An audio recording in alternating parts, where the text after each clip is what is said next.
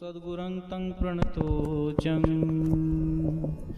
ना कुछ किया ना कर सकूं ना कुछ करने योग, जो कुछ किया सो आप किया प्रभु आप ही करने योग, जो कुछ किया सो आप किया प्रभु आप ही करने योग। बोल श्री सद्गुरुदेव महाराज की जय, सच्चिदानंद भगवान की जय।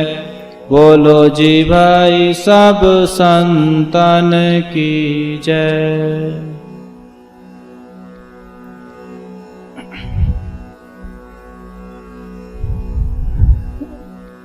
जिन भी महापुरुषों के वचन, जिन भी महापुरुषों के शब्द हम लोग पढ़ते सुनते आए, जिनका भी चरित्र हमने पढ़ा, उसमें से एक बात प्रमुख है कि प्रत्येक तत्वदर्शी को, प्रत्येक संत को जब समझाने की बात आई तो उन्होंने केंद्र रखा दुख। जो भी बात कही दुख को केंद्रित करके कही। दुख तुम्हारा संसारिक हो, धन की कमी का हो या धन के बढ़ जाने का हो, बढ़ने का भी दुख है, या बच्चों की मांग हो या बच्चों के कारण मिल रहा दुख हो, पर दुख केंद्रित था। ये सबसे प्रमुख बात है।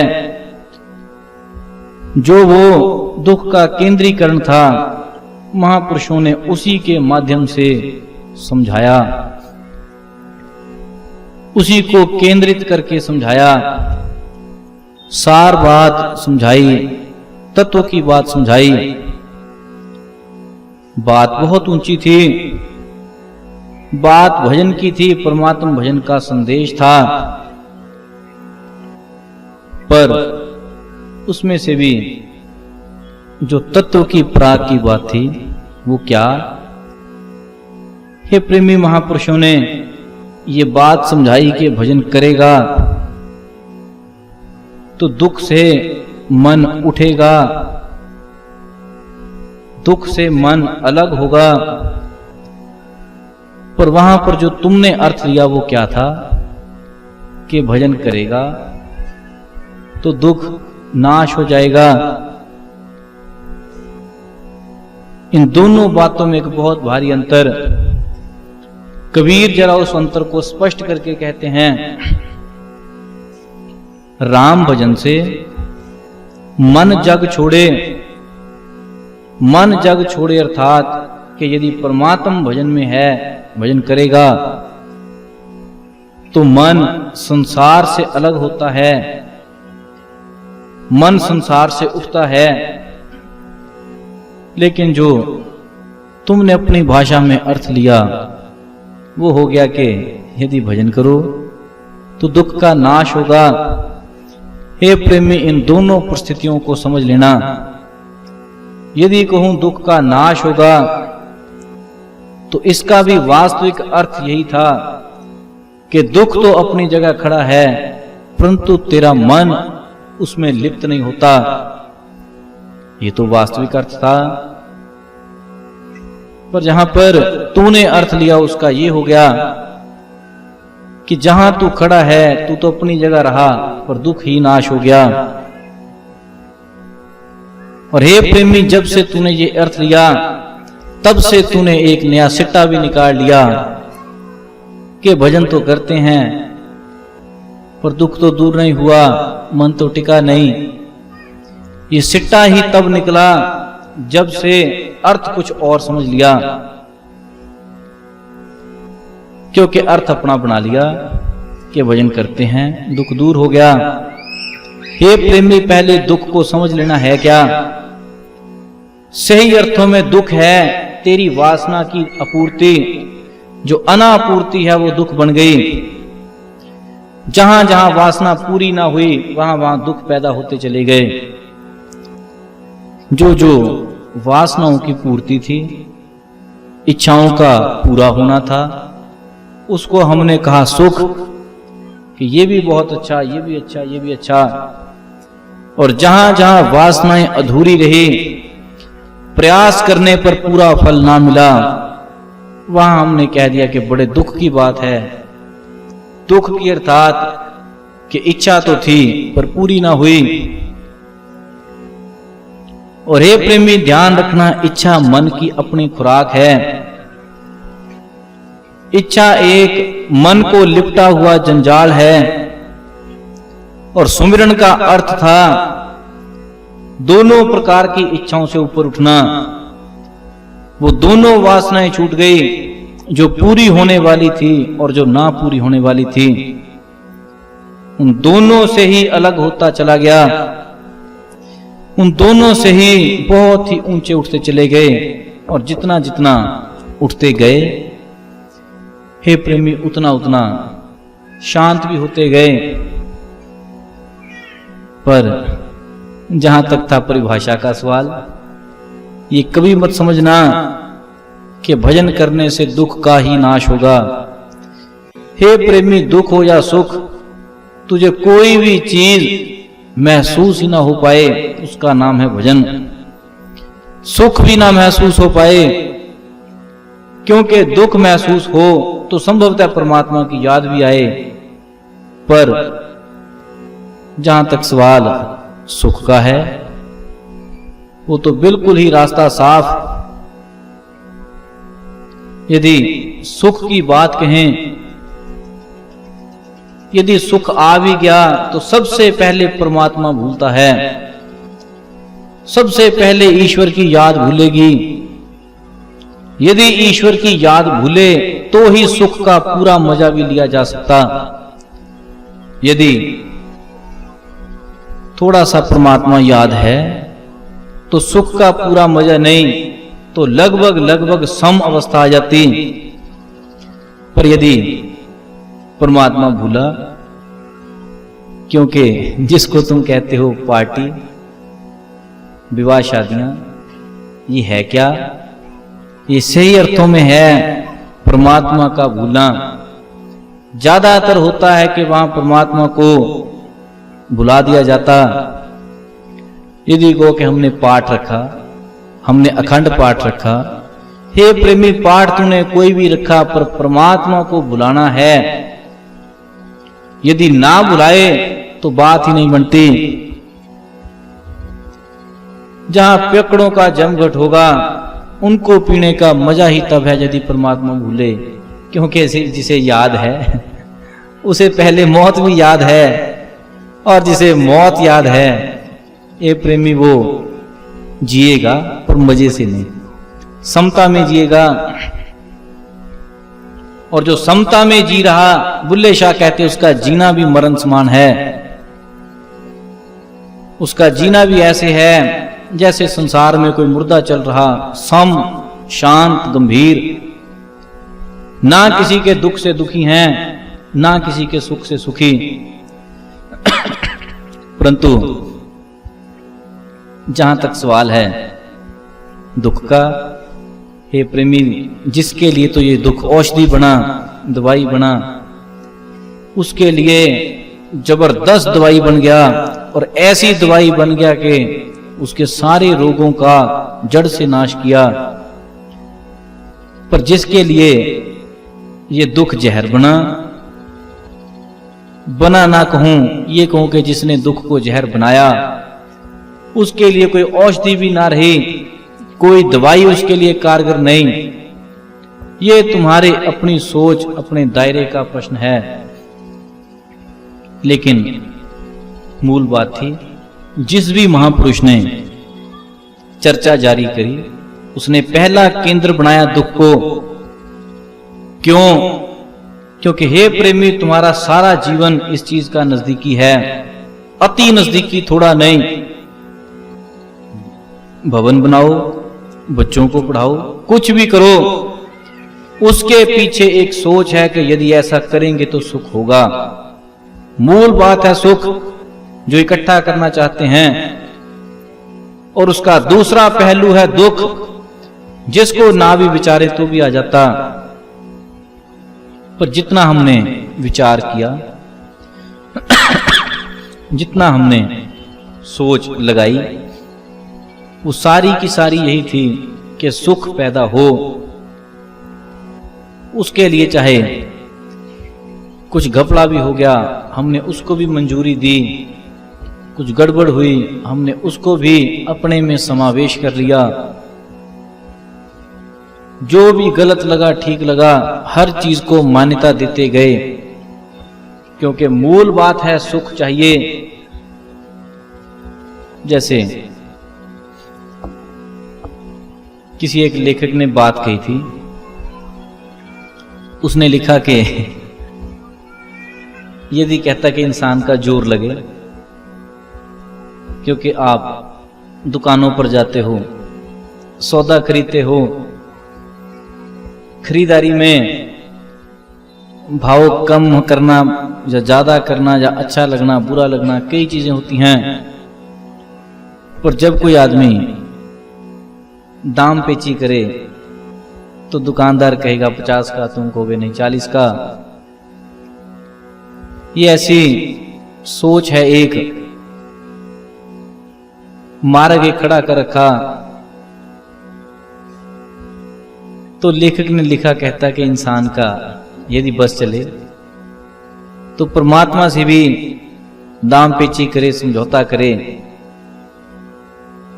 और उसने आगे मिसाल दी कि एक बार कोई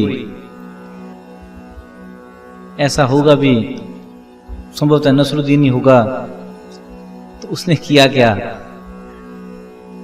कि यात्रा कर रहा था पानी के जहाज में। जहाज कहीं तूफान में उलझ गया, लोग भागने लगे, कोई इधर कोई उधर, कोई प्रार्थनाएं करें। तो नसरुद्दीन ने भी प्रार्थना कर दी। प्रार्थना में कहता है कि या खुदा, इस जहाज को किनारा दे दे। यदि ये किनारे लग गया तो मैं अपनी 10 लाख की बनी हुई नई इमारत तेरे नाम पर लुटा दूंगा। बस तू एक बार जान बख्श दे।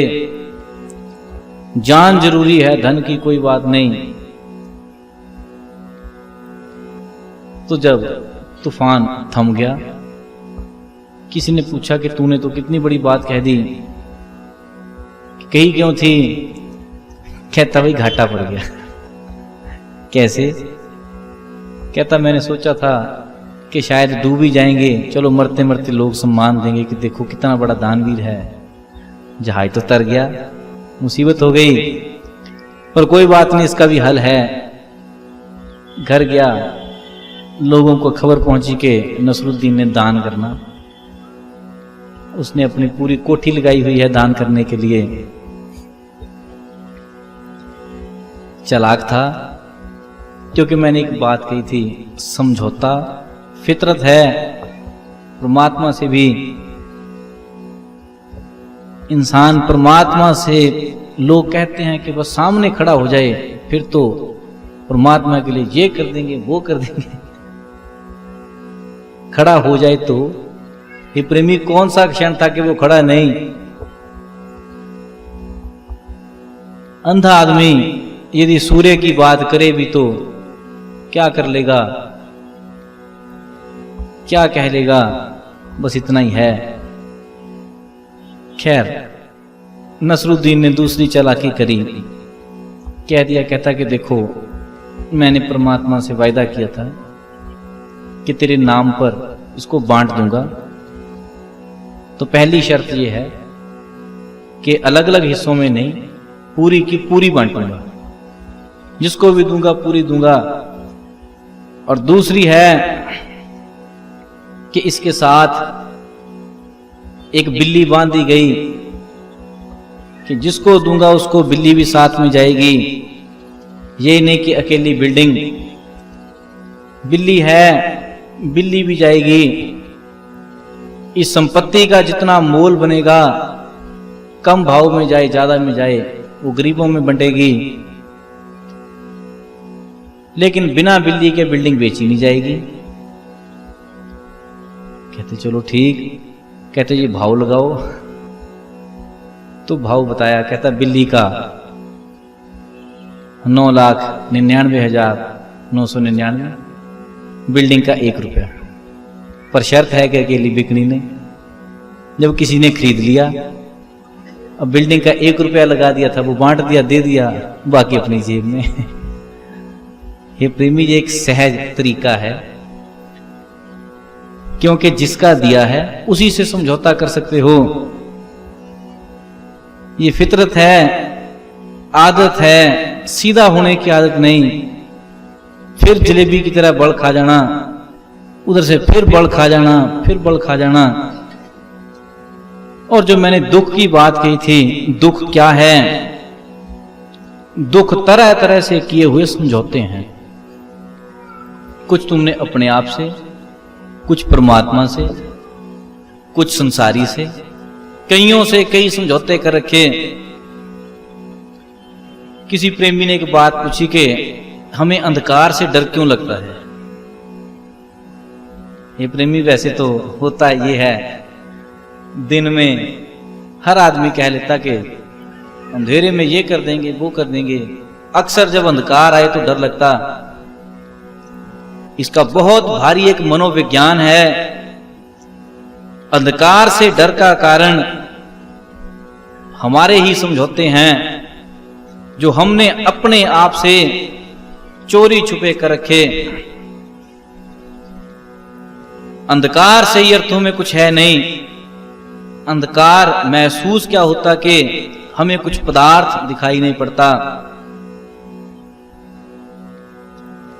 वैज्ञानिकों को जब प्रश्न आया कि अंधकार क्या है, तो उनका कुल मिलाकर एक जवाब था कि एब्सेंस ऑफ मैटर, कि कुछ भी पदार्थ दिखाई ना पड़े, उसका नाम दे दिया अंधकार। कि वहां कुछ भी अपने आप स्पष्ट नहीं हो पाता। और डर क्यों लगता? क्योंकि अंधकार हमें अपने आपे की तरफ मोड़ता है। हम सारा जीवन, सारा समय दूसरों में रह सकते हैं, दूसरों की कैलकुलेशन है। जब तक प्रकाश है तब तक बहुत कुछ दिखता है, कभी माता, कभी पिता, कभी सामान, कभी सामग्री। जो जो देखते हैं उसके प्रश्न भी खड़े होते हैं।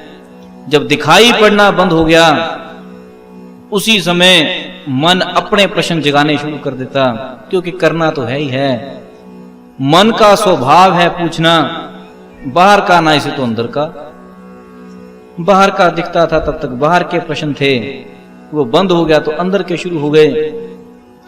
और ज्यों ही अंदर के प्रश्न शुरू हुए, ये प्रेमी, उन प्रश्नों का हमारे पास जवाब नहीं था।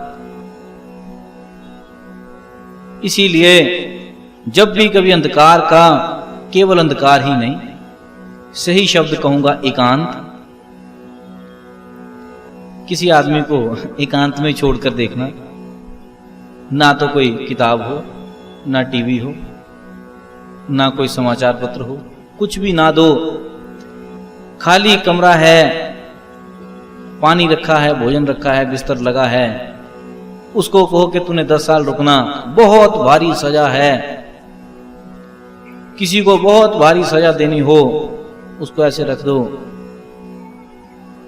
ये जेलों का निर्माण इसी मनोविज्ञान से हुआ था कि आदमी एकांत में नहीं रह सकता। जेलों में कर दिया कि मारपीट बंद कर दो, सिर्फ एकांत रहने दो, आदमी वैसे दुखी हो जाता। कभी करके भी देख लेना, एकांत सबसे भारी समस्या बन जाता, खाने को आता है। क्यों? योगी के लिए यही एकांत सबसे बड़ा वरदान साबित होता, भोगी के लिए यही एकांत सबसे एक जहर है, खतरनाक चीज है। क्योंकि एकांत का अर्थ है अपने आप के प्रश्नों का जागरण, अपने प्रश्न जागना। और ज्यों ही कभी किसी को एकांत मिले, उसके बहुत से प्रश्न जगते हैं, ऐसी ऐसी विचारधाराएं सामने आती है कि आदमी अपने आप से ही डरने लग जाता। यही थोड़ा सा संबंध है अंधकार के साथ। जो तुम्हें भीतर दिखाई पड़ता है उसका ही एक रूप बाहर का अंधकार है। जब आंखें बंद करते हो तो सबसे पहली चीज अंधकार ही है। उसका अर्थ है उलझन, कि अभी कुछ ना कुछ उलझन बाकी है, अभी कुछ प्रश्न बाकी हैं, अभी यात्रा बाकी है। बाहर का अंधकार जरा बाहर के प्रश्न देता, बाहर का अंधकार बाहर की परिस्थितियां देता। बाहर प्रकाश भी क्यों ढूंढते हैं? क्योंकि हे प्रेमी, जब तक प्रकाश है तब तक तुम्हारे नाप तोल चलते हैं, प्रमाण हैं। अंधकार का कोई प्रमाण नहीं। आगे गहरी खाई है या गड्ढा है, कोई प्रमाण नहीं। प्रकाश के समय तुम्हें कभी भूतों से डर नहीं लगता, कल्पित भूतों से, क्योंकि प्रकाश के प्रमाण हैं। प्रकाश में पता है कि यदि इतनी दूर खड़ा होगा तो यहां भाग लेंगे, इधर को भागेंगे, उधर को भागेंगे। तुमने सुरक्षा कवच पहले तैयार कर लिए हैं मनोमन, चीज चाहे कुछ ना हो। पर अंधकार में कोई सहयोगी नहीं। अंधकार में जो तुम्हारे हाथ में नकली प्रकाश होगा भी तुम्हें उस पर भी भरोसा नहीं, कहीं बंद ना हो जाए। इसीलिए व्यक्ति अंधकार से डरता है, ज्यादा से ज्यादा डर अंधकार से रह जाता। और हे प्रेमी, बाहर के लिए तो विज्ञान ने बड़े प्रबंध कर दिए, कई जुगाड़ खड़े कर दिए, पर अंदर के लिए कुछ प्रबंध खड़ा ना हो पाया। क्योंकि ये प्रबंध वहां खड़े हो सकते हैं जहां पर अंधकार पकड़ में आ सके, महसूस हो सके। भीतरी अंधकार है ही ऐसा कि जिस भी महापुरुष ने कहा अंधकार, जब उसने थोड़ा सा खोजा उसे प्रकाश मिल गया, उसके शब्द बदल गए। जब उसके शब्द बदले, बाकी संसार को फिर चिंता पड़ी, फिर किसी और ने कह दिया कि नहीं अंधकार है। जब उसके ऊपर कृपा हुई, उसका भी मार्ग बदल गया। विवेकानंद जैसे व्यक्ति ने दावा किया था किसी समय में, कहते ये परमात्मा इत्यादि कुछ भी नहीं है, ये जो कुछ भी है ये हमारी मानसिकता है। क्योंकि उस समय आर्य समाज के साथ और ब्रह्मो समाज के साथ जुड़े हुए थे। सब कहते हैं हमारी मानसिकता है, जो ईश्वर है वो तो सर्वव्यापक है। जैसा कि आज के बुजुर्ग लोग कहते हैं, विवेकानंद भी कहने लग पड़े। पर ज्यों ही स्वामी रामकृष्ण परमहंस से मेल हुआ तो शब्द बदल गए, अनुभव हुआ तो बोली बदल गई। अब जिनको ये कह रखा था कि वो तो सर्वव्यापक है, अब वो कहीं कहते नरेंद्र पहले तो तू ऐसा कहता था। तो विवेकानंद वहां अपने संस्मरण में लिखते हैं, कहते कि जब मैंने छोटे दर्जे की भूल करी तो मैं उन्हीं भूलों में सर्वश्रेष्ठ था, पर जब उस भूल का सुधार हुआ तो मुझे संसार ने भुलक्कड़ कहना शुरू कर दिया। कहते ये बहुत अजीब सी दास्तान है।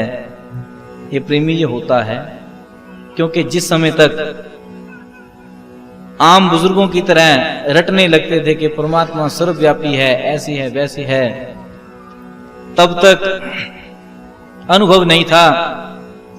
जब अनुभव आना शुरू हो गया तो बोली भी बदल गई। और यही लगभग संसार में बहुत तेरे महापुरुषों के साथ हुआ। कुछ ऐसे भी थे जिन्होंने पहले बहुत ही विरोध कर रखा था, जब उनको कुछ अपने भीतर मार्ग मिला तो उनका भी बदलना शुरू हुआ। पर हे प्रेमी, ये समय की बात और स्थिति की बात, या दूसरी तरफ से कहूं तो ये अंतर मन की खोज की बात कि कुछ चाहिए। जिसकी खोज है उसके लिए मार्ग सदैव हरा, इसको खोज ही नहीं, इसको इतना ही है कि महीने में एक दिन सत्संग हो गया, बस पेट भर गया। ये प्रेमी उसके लिए फिर उतना ही है जिसका रोज का रोज नित नियम है कि आज कुछ करके ही उठना। जैसे स्वामी राम तीरथ अपनी आत्मकथा में एक जगह एक बात कह गए थे। कहते कि जिस समय अंदर से एक प्रार्थना हुई, ईश्वर के प्रति एक प्रार्थना हुई कि मुझे तू चाहिए, तब कहते इतना बोध भी नहीं था कि मैं तू किसको कह रहा हूं, पर कहते आम संसारियों की तरह मैंने भी कहा, मैंने प्रार्थना करके कहा प्रभु मुझे तू चाहिए, तू चाहिए, तू चाहिए। मैंने बहुत प्रार्थना करके कहा पर उसने कुछ जवाब ना दिया। जब नहीं जवाब दिया तो कहते मेरे शब्द बंद हो गए और मेरी प्रार्थना अंतर प्रार्थना हो गई, प्राणों की प्रार्थना हो गई। उसके बाद जो कुछ घटना घटी उसमें एक ही स्थिति आई कि आनंद है, पर कहते आई क्यों? क्योंकि हट करके बैठा कि आज कुछ लेकर ही उठूंगा। ये प्रेमी बाकी चीजों के लिए जिद है, थोड़ा इस तरफ की जिद भी करके देख लेना, कुछ हट करके ही कि कुछ करके ही उठूंगा। क्योंकि ज्ञान का मार्ग मन के पार जाने का मार्ग है, ये मन का भी नहीं, मन के भी पार जाने का मार्ग। जहां तक मन जाता उससे भी और परे चला जाए, थोड़ा और होते होते होते बहुत परे चला जाए, जितना संभव है। लेकिन हे प्रेमी, जिसने पार जाने की कला सीखनी, उसको एक चीज पहले सीखनी पड़ेगी कि जो जो गले में पत्थर बांध रखे वो खोलने हैं। क्योंकि ऐसे कई पत्थर बांध रखे हैं जिनके कारण सर ही नहीं उठा पाता। बहुत सा लोगों का बोझ, इधर उधर की बातें, या कहो पुराने समय में लोग रखते थे मुनीम, आजकल अकाउंटेंट्स कह लो, हिसाब किताब के लिए। ये वो हिसाब किताब था जो पढ़ा लिखा ही कर सके। पर ये प्रेमी अपने जीवन में एक तू भी मुनीम है। वो कैसा मुनीम बना कि हम हर समय किसी दूसरे में जीते हैं। कोई ऐसा समय नहीं कि जब अपने आप में जी सकें। जब भी जीते हैं तो किसी दूसरे में, कभी तो गली वालों में, कभी मोहल्ले वालों में, कभी रिश्तेदारों में, कभी गांव वालों में। उन्होंने ये कर दिया, उन्होंने ऐसे कर दिया, वैसे कर दिया, अच्छा किया, बुरा किया, क्यों नहीं किया। ये प्रेमी, जब साथ किसी दूसरे में ही रहना तो अपने आप की होश भी कहां से आए। जब रहना ही किसी दूसरे में है, अपने घर का पता भी क्या चले, तो अपने अंधकार के पर्दे के पीछे छुपे दीपक का पता भी कैसे चले। क्योंकि रहते ही दूसरों में हैं। मुस्लिम फकीर ने कहा था, बुत परस्ती हक में मेरे हक परस्ती हो गई। दे दिया ऐसा पता कुछ यार की तस्वीर ने। कहते कि गुरु महाराज ने कुछ ऐसा पता दिया, ऐसी बात बताई कि जो कुछ मैं पहले मंदिर मस्जिद मूर्ति में ढूंढता था वो अपने आप में ही मिल गया, अपने भीतर मिल गया, हक परस्ती हो गई। लेकिन पता तो चला जब गुरु महाराज ने दिया, और दिए हुए को तूने सही ढंग से प्रयोग किया।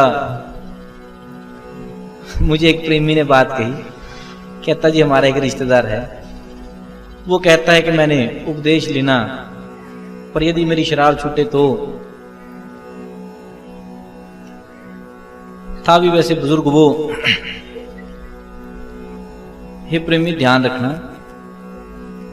प्रश्न बहुत अच्छा है, पर ऐसा संभव नहीं। मैं तो कह ही नहीं सकता कि शराब छूट जाएगी। क्यों नहीं? क्योंकि जिसकी छूटी उसको अंदर का एक बड़ा खास नशा मिल गया तो छूटी, पर छूटी उसकी जिसको मिला। गुरु महाराज ने दिया ये बड़ी बात नहीं, तूने क्या लिया ये बहुत बड़ी बात है। तूने क्या ग्रहण किया। हम कहते हैं गुरु महाराज ने कृपा करी। हे प्रेमी, गुरु महाराज का तो कार्य ही कृपा का है। लेते क्या हो? एक ऊंचे तल से गुरु महाराज कुछ फेंक देते हैं। मान लीजिए 10 चीजें फेंक दी, उसमें से जितनी तूने उठाई उतनी ही तेरी हैं। यदि ना उठाई तो तेरा कुछ नहीं। ये प्रेमी, ये सिद्धांत है। गुरु महाराज कृपा करें, ये बड़ी बात नहीं, तू ग्रहण कर। गुरु महाराज की कृपा है, तेरे भीतर का अमृत कुंड हो ही रही। ईश्वर ने तुझे देकर भेजा, तू ना ग्रहण करे तो बेकार चला जाए। और हे प्रेमी, ये ग्रहण करता कौन? जिसका चित्त सरल है। अंधकार से कौन ना डरे? जिसका चित्त सरल है। हम कहते हैं कि वो फला आदमी बड़ा पागल है, शमशान में ही बैठा रहता। हे प्रेमी, जो तुझे ठीक को भूत खाते हैं, उस पागल को क्यों नहीं खाते? फर्क है, क्योंकि उसका चित्त सरल है, तेरे चित्त में सरलता नहीं। तेरे चित्त में कई कुछ है, ऐसे वैसे, भक्ति भाव के लिए स्थान नहीं, किंतु परंतु हैं। सरलता ये कहती है तो अपना एक टक अपने निशाने पर रह, अपने मार्ग पर रह, कुछ भी मत देख, कुछ भी ना देख। जो कुछ संसार में होता जा रहा उसको चलने दे। ये कोई भी घटना बड़ी नहीं, कोई भी घटना छोटी नहीं। लेकिन उसमें से मैंने दुख की बात क्यों उठाई थी? कुछ दिन पहले एक प्रेमी का देहांत हुआ। उसके बारे में कुछ लोगों का एक मन ही मन, पूछा तो बहुत कम, मन ही मन एक प्रश्न था कि उसको रोग था, उसका शरीर सूख गया, वो ऐसे लेटी रहती थी, ऐसे पड़ी थी, ऐसे था वैसे था। तो क्या उसको दुख नहीं? हे प्रेमी, दुख और भजन ये दोनों रिलेवेंट हैं, लगभग जुड़े जुड़े से। जैसे मैंने कहा कि जिसको तो ये चीज दवा बन गई उसको दुआ की जरूरत नहीं, जिसको जहर बन गई उसको कोई दुआ बचा सकती नहीं। हे प्रेमी, हम जब भी कभी दुख की बात करें, दुख प्रत्येक व्यक्ति का अपना है, निजी है। बच्चा कहता कि मैंने स्कूल नहीं जाना, मां कहती जा। मां भेजने में सुखी है, बच्चा जाने में दुखी है। ये उसका निजी है, तुम नहीं जान सकते। पति नहीं जान सकता पत्नी कहां से दुखी है, मित्र नहीं जानता कि फला मित्र कहां से दुखी है। और रह गई बात, जब हम किसी भक्त की बात करें, मैं भक्त की कहता हूं, उपदेशी की नहीं, किसी भक्त की बात करें, उसके लिए सबसे प्रमुख उसकी भक्ति है। सबसे पहली चीज है उसका भक्ति का आचरण। गुरु नानक साहिब के ऊपर समस्याएं आई, पर आचरण खड़ा है। गुरु अर्जुन देव इतिहास में यदि कहूं तो शहादत की सबसे बड़ी मिसाल है, पर उनके लिए उनका दुख नहीं, क्योंकि एक है जीना, एक है शरीर से परे होकर जीना। ये जरूरी नहीं कि जब तक शरीर है तब तक दुख ना होंगे, पर तुम्हारी होश, तुम्हारा बोध कहां पर है, इसके ज्यादा महत्व। शरीर में होकर भी मैंने एक दो घटनाएं ऐसी देखी हैं। एक कोई बुजुर्ग था, चला ना जाए उसे डंडा लेकर चल रहा, चला ना जाए, पर ज्यों ही खबर मिली कहते कि तुम्हारे युवा पुत्र का देहांत हो गया। बस सुनने की देर थी, वो बूढ़ा ऐसे भागा जैसे उसको कोई बीमारी नहीं। कहां गया रोग? अब ये नहीं कि खबर सुनते ही बूढ़ा ट्रांसफर हो गया, कोई नया लाकर खड़ा कर दिया। सिर्फ मानसिकता है। जब तक अपने तक था तब तक दुख बड़ा था, पर ज्यों ही किसी अपने का ख्याल आया तब अपना छूट गया, अपनापन छूटा, अपने आप की होश छूटी, किसी अपने की होश आ गई। उसी समय सारा दुख जाता रहा। ये नहीं कि रोग है नहीं, रोग तो शरीर में ही है, वहीं पर है, पर जिस बुद्धि ने रोगों को जकड़ रखा था, संभाल रखा था, वो रोगों के प्रति जागृत हुई बुद्धि जरा हिल गई। हे प्रेमी, बस इतना ही नाता भक्त का भगवान से है। जब तक तो अपने शरीर में है तब तक दुखी भी है, सुखी भी है, पर ज्यों ही नाता अपने परमात्मा में गया, ज्यों ही ध्यान अपने आपे का हुआ, त्यों ही दुख भी ढीला पड़ गया। क्योंकि कबीर मन तो एक है, भावे जहां लगाए, या इससे हरि भक्ति कर या फिर विषय कमाए। स्थिति एक है, लगेगा भी एक तरफ। या तो ये पकड़ लो कि हाय दुख, हाय शरीर, या ये पकड़ लो कि हे प्रभु सिर्फ तू। हे प्रेमी, जिसकी ये स्थिति रहे, जिसके जीवन में भक्ति का आचरण हो, उसके लिए दिक्कत ही नहीं। पर मैंने एक बात कही थी, सरलता। प्रेमी हो, भक्त हो, सबसे पहला प्रमाण सरलता है। सरलता नहीं, क्योंकि जहां सरलता ना होगी वहां सबसे पहली चीज मोह है। ये प्रत्यक्ष बात है। जहां सरलता हटेगी वहां पहले सबसे पहले मोह आता, और जब मोह हटता है वहां फिर ना पति, ना पत्नी, ना बच्चे, ना अपने, ना पराये। क्योंकि जब उस प्रेमी का जाने का समय था, उससे कुछ दिन पहले घर वाले कहते हैं कि हमें डांट देती है, हमें ऐसे कहती वैसे कहती है। प्रेमी ये क्या है? जब उसको पूछकर देखें, उसका एक ही वचन है कि इनमें से कोई भी जीवन का साथी नहीं। पर यह बोध कब हुआ? जिस समय रोग ने आकर घिरा।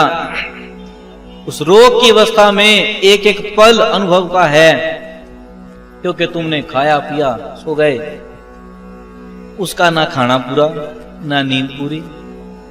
ऐसे प्रेमी को फिर अनुभव होते हैं। मैं इसीलिए कहता हूं तू जीवन में अनुभव कर, अन्यथा रोगों में बहुत बुरा होता। ये नहीं कि रोग में होता नहीं, अनुभव तो रोग में भी होते हैं, पर आज करना शुरू कर देगा तब शायद ऐसी स्थिति ना बन पाए। पर हे प्रेमी, तो अनुभव को ध्यान देना। तो घर वाले कहते कि वो ऐसे बोले वैसे बोले, डांटे, लेकिन उसको पूछो, उसका एक ही कथन है कि जी मुझे कोई नहीं चाहिए, मुझे सिर्फ एक गुरु महाराज की जरूरत, मैंने केवल और केवल भजन करना। ये प्रेमी जी अपनी गति का सवाल। जब तक सरलता है तब तक मोह नहीं आता, और जहां मोह हो वहां समझ लेना सरलता नहीं, कुछ ना कुछ फेर बदल है। कहीं ना कहीं जलेबी में बल पड़ गया, सीधी ना रही, कुछ गड़बड़ है। बाकी ये प्रेमी जी चित्त का प्रश्न है। तुम कहोगे कि ये तो होना इतना सरल नहीं। मैं कहता हूं इससे सरल है कुछ नहीं, इससे सरल कुछ भी नहीं। कठिनाई कहां पर है कि तू सरल नहीं। परमात्मा के भजन से और सरल भी क्या होगा? देखो ब्राह्मणों को लगे हैं संस्कृत पढ़ पढ़ कर रट्टे मारने, कहां से कहां जोर लगा। पाठी है, प्रैक्टिस कर करके पाठ करने में लगे हैं, कोई तनख्वाह के ऊपर, कोई कहां, कोई कैसे। कोई मुल्ला मौलवी हैं, उनको क्या से क्या करना पड़ रहा। पर ये प्रेमी गुरु नानक साहिब एक सरल शब्दों में बात कह गए, बड़ी सरल बात, साथ साथ सिमरा गोविंद। सिमरो क्यों? क्योंकि तुम्हें आज्ञा है कि श्वास श्वास सिमरो गोविंद। एक एक श्वास के लिए कह गए। कोई ये नहीं कहा कि सुबह इतने बजे या शाम को या दोपहर को या रात को। भगवान गीता में कहते हैं निरंतर, ड्यूटी नहीं लगाई कि इतने बजे मंदिर में शोर मचा। ये प्रेमी उससे सरल और क्या होगा? कोई दुनिया की ऐसी विधि, कोई ऐसा मार्ग नहीं जितना सरल प्रेम का मार्ग है। सबसे सरल मार्ग और सबसे उन्नत मार्ग है। लेकिन ये प्रेमी दिक्कत कहां पर है कि उतना सरल तुझे स्वयं होना पड़ेगा। जैसे गुरु महाराज ने एक दृष्टांत अंतिम समय में तो लगभग बहुत ही सुनाया था कि जिस समय लोगों ने शिकायत करी मजनू के बारे में कि जी मजनू हर समय लैला ही लैला चिल्लाता है, तो बादशाह ने उसके लिए 10-12 सुंदर लड़कियों का प्रबंध किया। कहा, कहते चुन, इसमें से जो तुझे चाहिए चुन ले। लैला तो तेरी फिर भी काली है, ये तो सुंदर हैं। मजनू ने सबके आगे पीछे घूमकर देखा, कहता ये भी नहीं, ये भी नहीं, ये भी नहीं। बादशाह कहता क्या नहीं? कहता इनमें से एक भी लैला जितनी नहीं। लैला तो अति सुंदर है। बादशाह कहता कि वो काली है, क्रूप है। कहता बादशाह यूर, लैला तो सुंदर है पर देखने के लिए आंखें मजनू की चाहिए, तेरी आंखों से लैला नहीं दिखती। हे प्रेमी, इसी प्रकार परमात्मा में उतरने के लिए आंख भी चाहिए। तू मोटे मोटे ग्रंथ लेकर चलता, वहां चींटी का पैर ना पड़े। जिस समय सर्वाजीत चला था अपनी मां से आज्ञा लेकर कि मैंने कबीर के साथ शास्त्रार्थ करना, आगे कुएं के पास कमाली मिलती है, कबीर की पुत्री कमाली मिलती है। कमाली से बात हुई, कहते कबीर कौन, किधर रहते हैं? तो कहती जी कबीर का घर दूर है, अति संकरी गैल, पांव ना जाए कबीर का तू कितलादा बैल। कहती कबीर बहुत दूर रहते हैं, गली बहुत तंग है, चींटी का भी वहां पांव नहीं जाता, तूने बैल लाद रखा, ये नहीं जाएगा। ये प्रेमी इसी प्रकार जो भीतर है वो कबीर है तो बहुत दूर, और ये भी ठीक है कि गली भी तंग है, चींटी का भी पांव नहीं जाता। चींटी में भी है पर चींटी का पांव वहां नहीं जाता। और जो कुछ भी हमने बाहर लाद रखा जाएगा, इनमें से भी कुछ नहीं, कुछ भी नहीं। धर्म, मर्यादाएं, मजहब, शास्त्र, ये सारे अपनी तरफ से एक संदेश देते हैं कि कुछ है, कुछ है, बस इतना, इससे ज्यादा नहीं। जब स्वामी राम तीर्थ को किसी ने एक प्रश्न पूछा, कहते दुनिया में इतने सदग्रंथ हैं, इतने धर्म हैं, इन सब का क्या अर्थ है? राम तीर्थ कहते ये सिर्फ इतना ही समझाते हैं कि कुछ है, उससे ज्यादा नहीं। क्या है? ये जवाब कहते किसी महापुरुष का है। ये तो हिंट देते हैं कि इधर भी कुछ है, देख लो, इस डिब्बे में भी कुछ है, पर क्या है इसका कोई जवाब नहीं। ये तो मात्र एक गुरु महाराज जाने। लेकिन हे प्रेमी, ये होता तब यदि तेरी अपनी तैयारी हो। वक्तव्य कितने भी दे दिए जाएं, भाषण कितने दे दिए जाएं, कितने भारी लंबे टीके, गले में माला, सर पर पगड़ी, तलवार इत्यादि धार्मिक चिन्ह, स्थान, पूजन, कुछ भी कर लिया जाए, जो अंदर बैठा है उसको इन चीजों से कोई प्रभाव नहीं। बुल्ले शाह कहते हैं, बुलिया आसमानी प्या फटदाएं, जड़ा घर बैठा उन्होंने फड़िया ही नहीं। ये प्रेम भी ये सवाल पकड़ने का था, उसको तो पकड़ा ही नहीं। क्योंकि मुसीबत ये है, जो कुछ हमने बाहर लादा वो जाता भी बाहर तक है। जो कुछ भी हम बाहर पकड़ते हैं वो बाहर ही जाता है। हम सन्यासियों को बाहर पकड़ते हैं, सन्यासी भी बाहर हैं, धर्म भी बाहर है, मर्यादाएं भी बाहर हैं।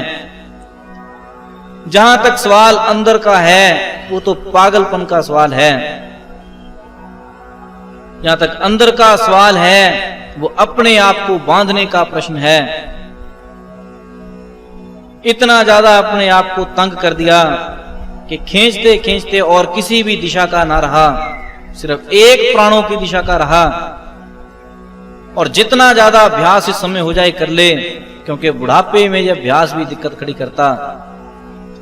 बुढ़ापे में ये चीज शारीरिक दुखों के कारण बहुत तंग करती।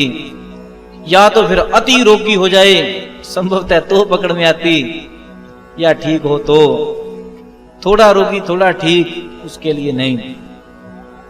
इसलिए प्रेमी अभ्यास जारी रख, ज्यादा से ज्यादा कोशिश करके अपने आप को केंद्रित करने का अभ्यास कर।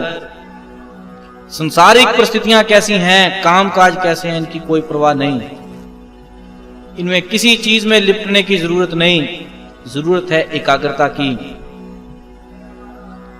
मैंने एक बात गुरु पूजा के कार्यक्रम में अभ्यास के समय बताई थी कि बैठक सेट रखना, सही रखना। उनमें से भी पीठ सबसे पहली चीज है कि हम बैठें,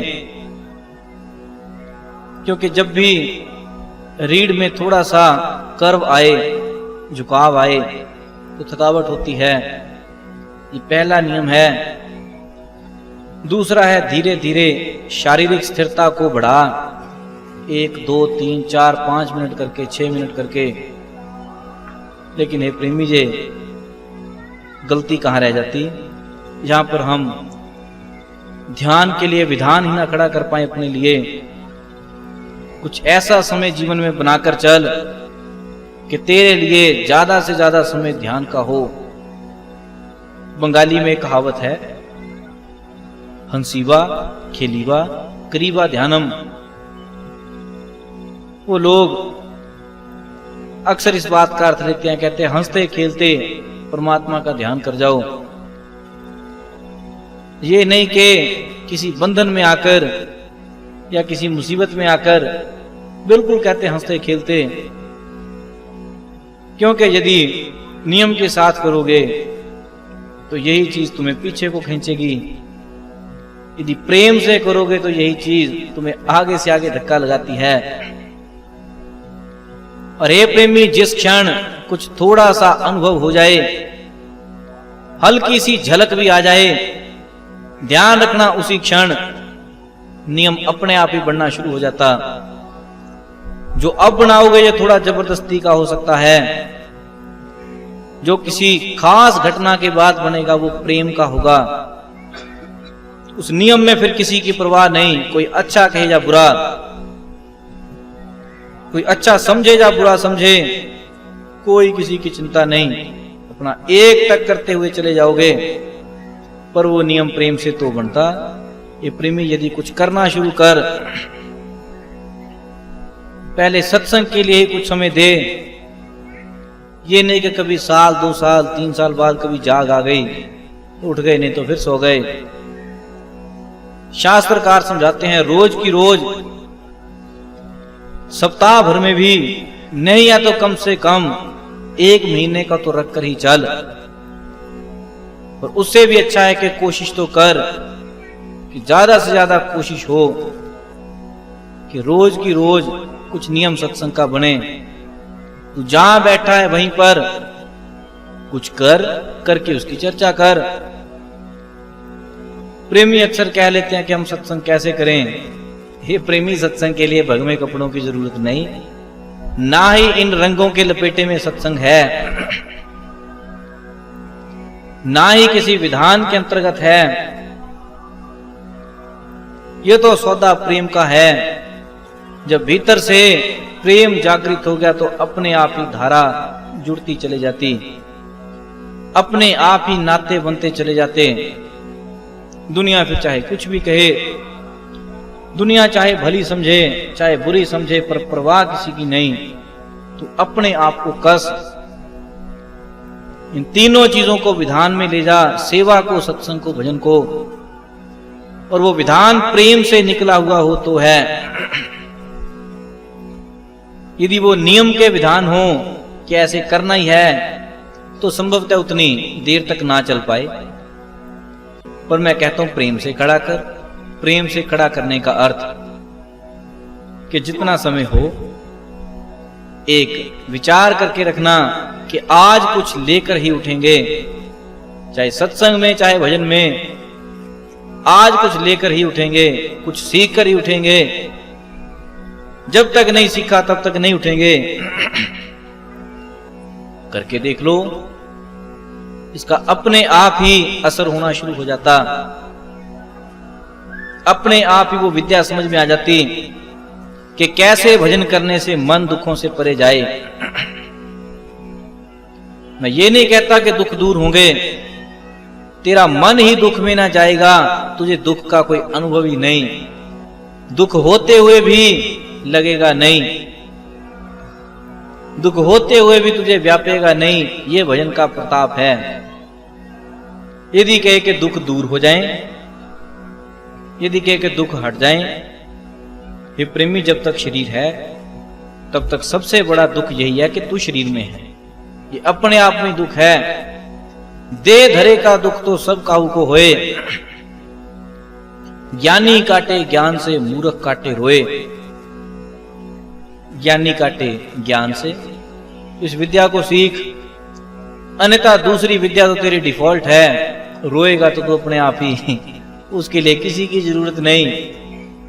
जब चोट लगती है तो कौन सिखाने आता है कि रो, वो तो फिर अपने आप ही है, रोना चीखना चिल्लाना। पर ए प्रेमी, जो विद्या प्रेम की है, जो विद्या ज्ञान की है, ये विद्या तेरी अपने आप ही तेरे भीतर से प्रवाहित होने लगे। ये विद्या तेरी अपनी हो जाए। यदि इस विद्या को समझ गया तो जीवन में दुखों का नाश हो गया। गुरवाणीकार समझाते, भय नाशम दुर्मति हरंग। दुर्मति हरंग अर्थात दुर्मति, बुरी मति। जिन जिन मतियों के कारण दुखी था, वो सारी मतियों का नाश हुआ। हे प्रेमी, जब जड़ ही ना रही तो पौधा कितनी देर रहे। मति ही हट गई तो दुख व्यापेगा नहीं। जैसे एक अमेरिकन डॉक्टर था, उसने 18वीं शताब्दी में एक चीज, एक विधि खोजी। कहता कि जो रोगी किसी दर्द से कराह रहा हो, चिल्ला रहा हो, उसे क्यों ना पागलपन का इंजेक्शन दे दिया जाए। उसने प्रयोग भी किए थे। वो प्रयोग आगे चलकर सरकार ने फिर बंद कर दिए, क्योंकि जिस व्यक्ति को पागल बनाया जाता फिर वो कभी ठीक ही ना हो पाए। लेकिन होता क्या था कि जब किसी अति दर्द वाले को पागल कर दिया गया, तो पहले जो उसका चीखना चिल्लाना था वो किसी एक समय पर था। अब पागलपन में, दिमाग में जो नशा है, उस कारण से दर्द महसूस ही ना हो। यदि कभी हो भी थोड़ा बहुत, तो वो आम पागलों की तरह उसमें चला जाए, कोई खास अर्थ नहीं। फिर वो चीज बंद कर दी गई। आज तो खैर बहुत ऐसी चीजें हैं कि दिमाग ही सुन कर दिया जाता, आदमी ठीक भी हो जाता। हे प्रेमी, ऐसे ही जब तुझे भीतर से सुन कर दिया जाए, या यूं कहूं कि तेरे भीतर से परमात्मा के लिए एक पागलपन जागृत हो गया। मैं पागलपन ही कहूंगा, लोग उसको समाधि कहें तो अलग बात। पागलपन जागृत हो गया, फिर किसी की कोई परवाह नहीं, कोई कुछ भी कहे। ओके, हे प्रेमी, हम आधे तो इसलिए दुखी हैं कि हम देखते हैं हमें दूसरे क्या कहेंगे। आधे से ज्यादा दुखी इसलिए हैं अपना इतना भारी कोई दुख नहीं जितना दूसरों की दृष्टि का दुख है। वो क्या कहेगा, लोग क्या कहेंगे। जम्मू वाले कहते लोग कहें केक लाना, मतलब लोग क्या कहेंगे। ये एक सहज सा दुख है, और यदि इस चीज से ऊपर उठ गया, लोगों की दृष्टि से ऊपर चला गया, तो हे प्रेमी फिर किसी की कोई परवाह भी नहीं। कोई कुछ भी कहे, फिर वो बात है तू अपनी संभाल तेन होर नाल की, गठड़ी संभाल तेन चोर नाल की। कोई कुछ भी कहे, अपना मस्त। लेकिन हे प्रेमी ये मस्ती अब यदि कहे कि गाने से आ जाएगी, ढोलकी पीटने से आ जाएगी, तो नहीं। ना ये मस्ती गाने से आई, ना ढोलकी पीटने से आई। ये सौदा प्रेम का है, किस मार्ग से भीतर उतर गया, पर उतरने की बात है। नानक गाकर उतरे हैं, इसमें कोई दो राय नहीं, परंतु नानक का गान बहुत ऊंचा है, प्रेम पूर्वक है। वो इसलिए नहीं कि मर्दाना उसी सुर में रबाब बजाए या बाला साहिब उसी सुर में नाचे, कोई जरूरत नहीं। गायन है, मीरा की भक्ति उसका गायन है। हे प्रेमी ये बात ठीक है, पर वो गायन एक तरफ का है, आजीवन है। वो 1 घंटे 2 घंटे 3 घंटे का नहीं।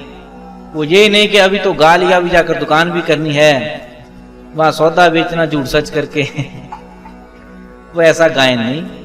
वो ये गायन है कि जहां तो कर लिया वहां जाकर रिश्वतखोरी करे। एक तक एक सिरे का गायन है, कोई कुछ भी कहे। राजघराने की बाकी स्त्रियों ने, बाकी पुरुषों ने समझाया मीरा को, कहते तू क्या पागलपन करती है, तू घर की बहू है, वो तू गलियों में नाचती फिरती है, बच्चे तेरे पीछे ऐसे घूमते हैं, मजाक उड़ाते हैं। कहती देखो मेरे में भी वही है, तुम्हारे में वही है, बच्चों में वही है। मेरे में आकर गा लेता, तुम्हारे में आकर रोक देता, बच्चों में आकर हंस लेता। वो अपना काम कई तरीके से करता है, उसको करने दो। कुछ मत बोलो, जो तुम कहते हो वो भी ठीक, जो वो कहता वो भी ठीक। आपे बोले आप बुलावे, आपे करदा हूं, बुले शाहजाद मुर्शद मिलदा मैं रहंदी ना तू। लेकिन हे प्रेमी ये तब तक है जब तक गुरु महाराज ना मिले। मिल गए फिर ना अपने मैं का प्रश्न, ना तेरे तू का प्रश्न। जो भी है वो ठीक ही है, जो भी है सही है, बस चलने दे। किसी की दृष्टि से मत सोच, सम होकर चल। शास्त्रों में बहुत सी ऐसी कथाएं हैं, पुरानी कथाएं, कि उसमें एक ऐसे व्यक्ति की कथा भी है कि वो दुकान पर सामान तोल तोल कर देवे। तो किसी ऋषि ने किसी भक्त को भेजा उस दुकानदार के पास, कहते यदि वेदांत की शिक्षा लेनी हो तो उससे लो। कहते ठीक है। वो सज्जन आ गए, आकर उस दुकानदार से मिले कि जी मुझे फलां ऋषि ने भेजा है कि वेदांत की शिक्षा आपसे लूं। कहते ठीक है, लग जाओ काम में। जो भी उस समय का काम होगा, अनाज इत्यादि का काम ज्यादा था, लगा दिया। काम में लगा दिया कि सामान उठाओ, यहां से यहां, इधर से इधर रखो, ये करो वो करो। लगे रहे। जब कोई ग्राहक आए तभी वो दुकानदार बोले कि को जी क्या लेना, अन्यथा चुप। यदि ग्राहक ने कुछ कह दिया कि सामान तो ये लेना, और सुनाओ कैसे वैसे, दुकानदार शुरू हो जाए। 1 2 3 कुछ बातें सत्संग की कही, फिर शांत। जब ऐसी घटना हुई, वो भक्त बड़े दिन तक देखता तो रहा। कहता जी मैंने आपसे वेदांत के बारे में पूछा था, आपने बताया तो नहीं। तो दुकानदार कहता जीवन ही वेदांत है, जागते रहो जागते रहो जागते रहो। कहता जी अर्थ? कहते भाई अर्थ साधारण है, जब भी रहे अपने होश में रहे। जब कोई आकर पूछे कि कहो कैसे हो, तब समझ लेना कि वो तुझे गिराने के लिए आ गया। कैसे का सही जवाब दे दे, अन्यथा जैसा वो है तुझे भी वैसा ही बना लेगा, क्योंकि उसके पास संसार की चर्चा है। वो तुझे भी वही कहेगा कि हाँ पत्नी ऐसे है, पति ऐसे है, ये ऐसे वो ऐसे। देखना कहते किसी भी चीज में बहक मत जाना। चुप रहेगा तो बहुत भारी वेदांत की कृपा है, पर बोलेगा तो हरि चर्चा में रहना, ये भी वेदांत है। ये प्रेमी वेदांत के ऊपर कुछ भाषण दे लो, सबसे बड़ा वेदांत आत्म अध्ययन है। मैं अपने आप को परखूं तो अपने आप को परख, अपने आप को पढ़, हर स्थिति में पढ़। घर में कोई दुख आ गया, कोई तकलीफ आ गई, बच्चों की शादी आ गई, कोई घर में बच्चा हो गया, कुछ हो गया, कोई मर गया, कोई जी गया, हर समय एक चीज में चित रहे, समता में। और नाम से बड़ी कोई समता नहीं, नाम से बड़ी कोई दुनिया की सम चीज नहीं। सबसे भारी, सबसे विशाल और सबसे सम है नाम। और ये प्रेमी, जिस दिन थोड़ा सा पकड़ में आता, जिस दिन प्रेम जागृत होता, उस दिन का पहला प्रमाण तेरे भीतर की धारा है। तेरे भीतर की धार है, पकड़ में आ जाती। उसके लिए फिर कोई प्रमाण नहीं। जब भीतर से एक नशा हो गया नाम का, उसका बाहर कोई प्रमाण नहीं, उसकी बाहर कोई आंख नहीं, कोई नाप तोल नहीं। इसलिए एक ही चीज ध्यान में रखना, तू अपने नेम नियम का पक्का रह, अपनी स्थिति का पक्का रह, चल उसके ऊपर। दुनिया जो कहती कहने दे, दुनिया जैसा बर्ताव करे करने दे। ये प्रेमी, जब दूसरों को देखता है, लोग ऐसे कहेंगे, रिश्तेदार ये कहेंगे, भाई ये कहेगा, बहन ये कहेगी, तो किस किस को लेकर किस किस की ठेकेदारी करे। यहां सबका काम कहना ही है, और रह गई तेरे हृदय के सच की बात। ये प्रेमी, तू अपने हृदय का गवाह आप है, तेरे से बड़ा कोई गवाह नहीं। पुराने लोग कुछ तो भी कहते होंगे कि अच्छे काम करो, बुरे मत करो। कंधों के ऊपर लिखने वाले बैठते हैं। ये प्रेमी, कंधों के ऊपर कोई नहीं बैठता, तेरे अंतःकरण में बैठा है, वो पहले ही बैठा है। तेरे अंतःकरण से आवाज आती है कि ये गलत, ये ठीक। कभी कुछ गलत कर ले, सबसे सच्चा हो जा, अंतःकरण कहेगा तू गलत है। कंधे के ऊपर कोई नहीं बैठा, तेरा अंतर मन ही तेरी गवाही है। अक्सर समझाया जाता कि जब कोई मर जाता है तो उससे उसका लेखा जोखा पूछा जाता, मांगा जाता। हे प्रेमी, तेरे से लेखा जोखा पूछा जाए और तू सच बता दे, संभावना ही नहीं, बिल्कुल रत्ती भी संभावना नहीं कि तू सच बता दे। क्योंकि जो तूने बताना उसके कारणों में भी कुछ ना कुछ झूठ होगा, कारण भी सच्चे ना होंगे। जैसे नसरुद्दीन कभी स्कूल में पढ़ने लगा, तो पढ़ते पढ़ते कभी छुट्टी की जरूरत पड़ी, एप्लीकेशन दे दी। एप्लीकेशन दे दी, लिख दिया होगा कि दादी मर गई। कभी कुछ समय बाद फिर छुट्टी की जरूरत पड़ी, फिर लिख दिया दादी मर गई। कभी फिर होगा 7-8 बार साल में एप्लीकेशन दे दी, क्योंकि कानूनी आदमी था। कानूनी आदमी कागज जरूर पूरे करते हैं, चाहे झूठे ही हों। 7-8 एप्लीकेशन, भाई दादी मर गई, दादी मर गई। तो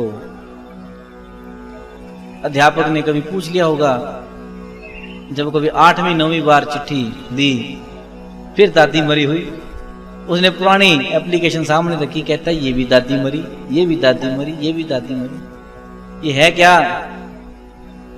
कहता जी बड़ी लंबी कहानी है, क्या बताऊं? अध्यापक कहता नहीं बताओ, सुननी है।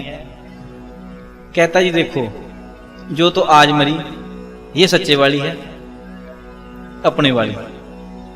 कहते जी उससे पहले मरी थी, कहता जी उसकी बहन थी।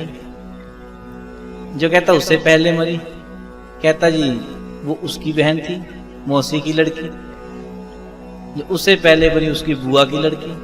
5-6 तो ऐसे गिना दी, जो 1-2 बची खुची कि फिर जो शुरू में मरनी शुरू हुई थी। ये कहता जी वो है जब हमें पता लगा कि दादी ने पहले मरना है तो हमने ऐसे लिख दिया। तो ये वो वाली हैं, मरा कोई नहीं था।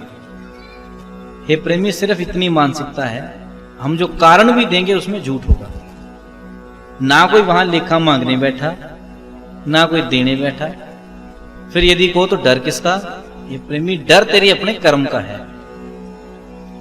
क्योंकि इसका विज्ञान क्या है, कोई नहीं वहां तुझे दंड देने लगा, कोई नहीं कुछ करने लगा, तू अपने कर्मों से ही दंडित है। और वो दंडित कैसे है? सही अर्थों में जब कोई व्यक्ति गलत कर्म करे, चित्त गवाही दे देता कि गलत है, हम उससे सच्चे साबित होते कि नहीं मैंने नहीं किया। सरकारें हमें छोड़ देती हैं, पुलिस छोड़ देती है, घर वाले कह देते इसने नहीं किया, अंदर से मन जानता कि कौन गलत है। और मन क्या कहता? कहता मैंने चालाकी करी, मुझे पकड़ा तो किसी ने भी नहीं। हे प्रेमी, वो जो अंदर कैमरे वाला बैठा कि मैंने चालाकी करी, वो सच्चाई है। वही तेरा सबसे बड़ा दंड है, तो ये टिकने नहीं देगा। और किसी ने दंड नहीं देना, ध्यान रखना। निश्चिंत है।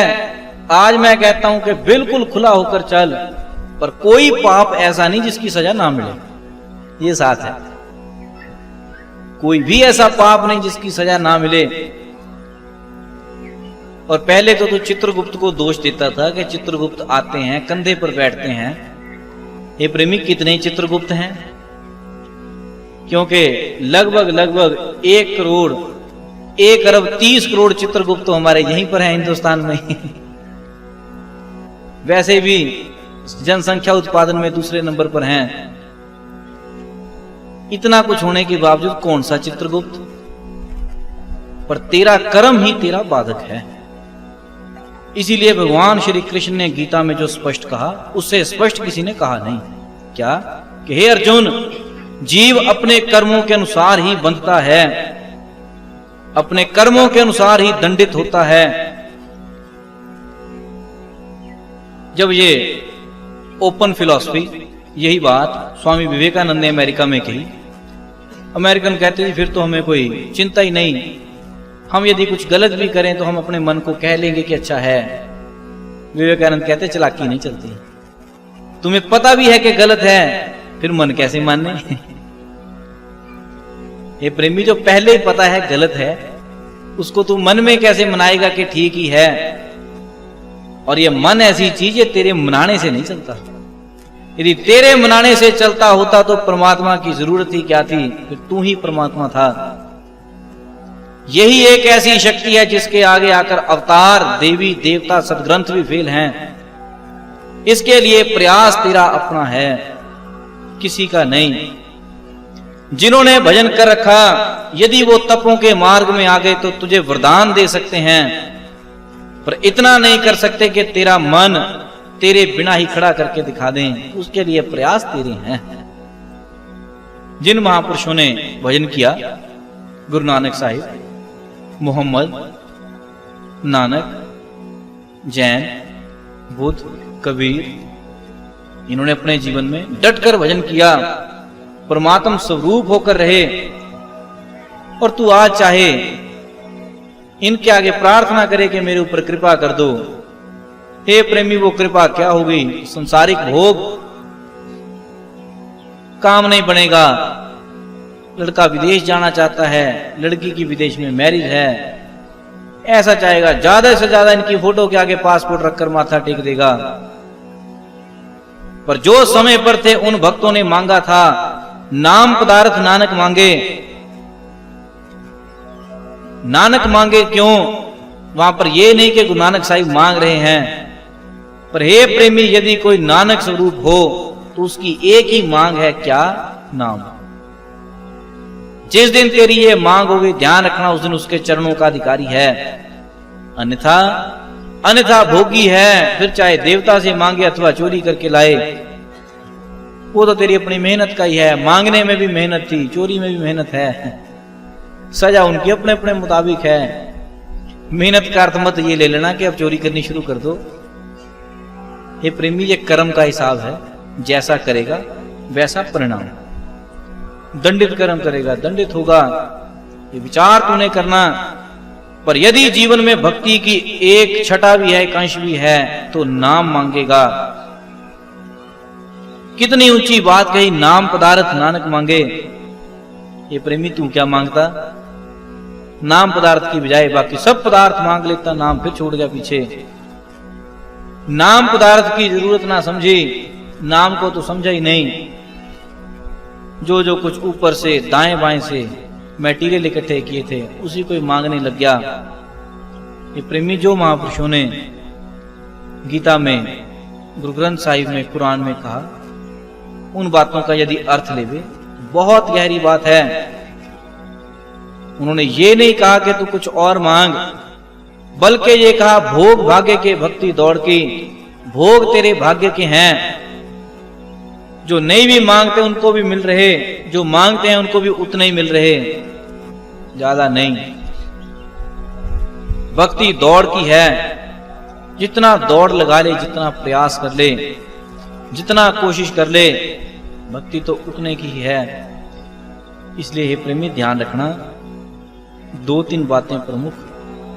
पहली तो बात, परिस्थिति दुख की हो या सुख की, उलझना मत। जो कुछ आवश्यक कर्म है उनमें करके आगे जा। दूसरी बात, दो तीन लोगों ने आज तक कही भी कि जी लड़का अलग होकर रहने लग पड़ा, हमसे अलग हो गया, बात नहीं मानता। मैंने पूछा जरूरत क्या है? कहते हम मर जाएंगे, हमें पानी कौन देगा? हे प्रेमी, तू प्यासा क्यों मरे, डट कर पीकर फिर मरना। अभी तक भी आशा बंधी है, मर जाएंगे, हमें पानी देगा, हमें गंगा में ये कराएगा। किसी चीज की जरूरत मत रख, तेरे लिए करने वाले बहुत हैं। जिन महापुरुषों ने शरीर छोड़ा उनको गंगा नहलाने कौन ले गया? फिर वहां तुम कहते हो जिन्होंने तो भक्ति करी। हे प्रेमी, तेरे द्वार बंद नहीं, भक्ति तू भी कर। किसी के लिए कोई विधान नहीं। जो कुछ महापुरुषों ने अपनी जिंदगी में किया तू भी उसको अपना। है बहुत सरल। जब उन्होंने किया तो तुमने बहुत गुण गाए।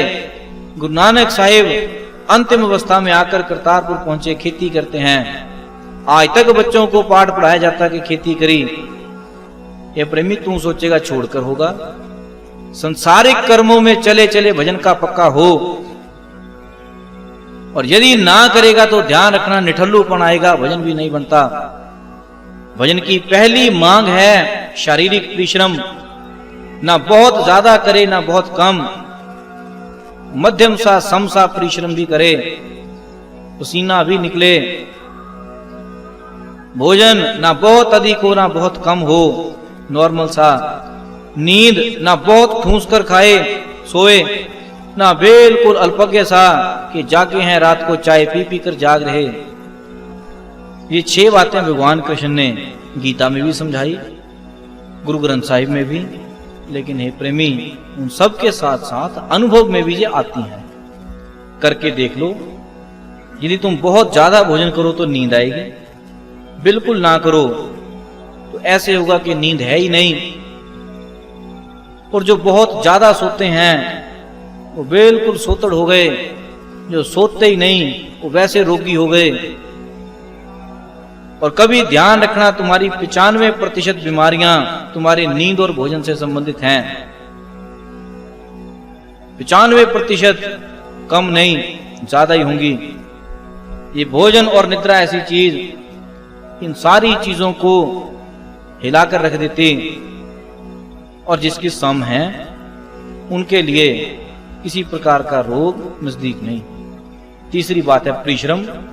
परिश्रम का अर्थ ही है हमारे शरीर में जगह जगह पर एनर्जी सेंटर्स हैं, ऊर्जा केंद्र बनते हैं। इसीलिए जब कभी परिश्रम करते हो, करने के बाद बहुत आराम महसूस होता, हल्कापना था। क्यों? क्योंकि जितना भी रफेज था, गंदगी थी, वो सारी निकल गई। एनर्जी सेंटर्स में थे, जितनी एनर्जी थी रिलीज हुई, जितनी शक्ति थी निकलती है, शरीर ढीला पड़ता है। और एक और कभी प्रयास करके देखना, भजन पर बैठने से पहले 15 मिनट कुछ भारी काम कर, वर्जिश हो जाए, कुछ हो जाए, मेहनत हो, अच्छी तगड़ी मेहनत, और 15 मिनट के लिए विश्राम, तत्पश्चात बैठ, एक हल्कापन होगा। क्योंकि कारण यह है कि प्रेमी, कभी विचार करके देखना, जिस समय तक भोजन किए हुए को 3-4 घंटे हो जाएं, उसके पश्चात बीच में कोई आधे पौने घंटे का एक ऐसे समय आता है, उस समय में ना पेट तो भरा लगता, ना हल्का, ना भूख होती है, ना प्यास, और ना ही अपच, ना ऐसा लगता है कि पेट में पखाना है। पेट साफ शुद्ध भी है और भूख भी नहीं है।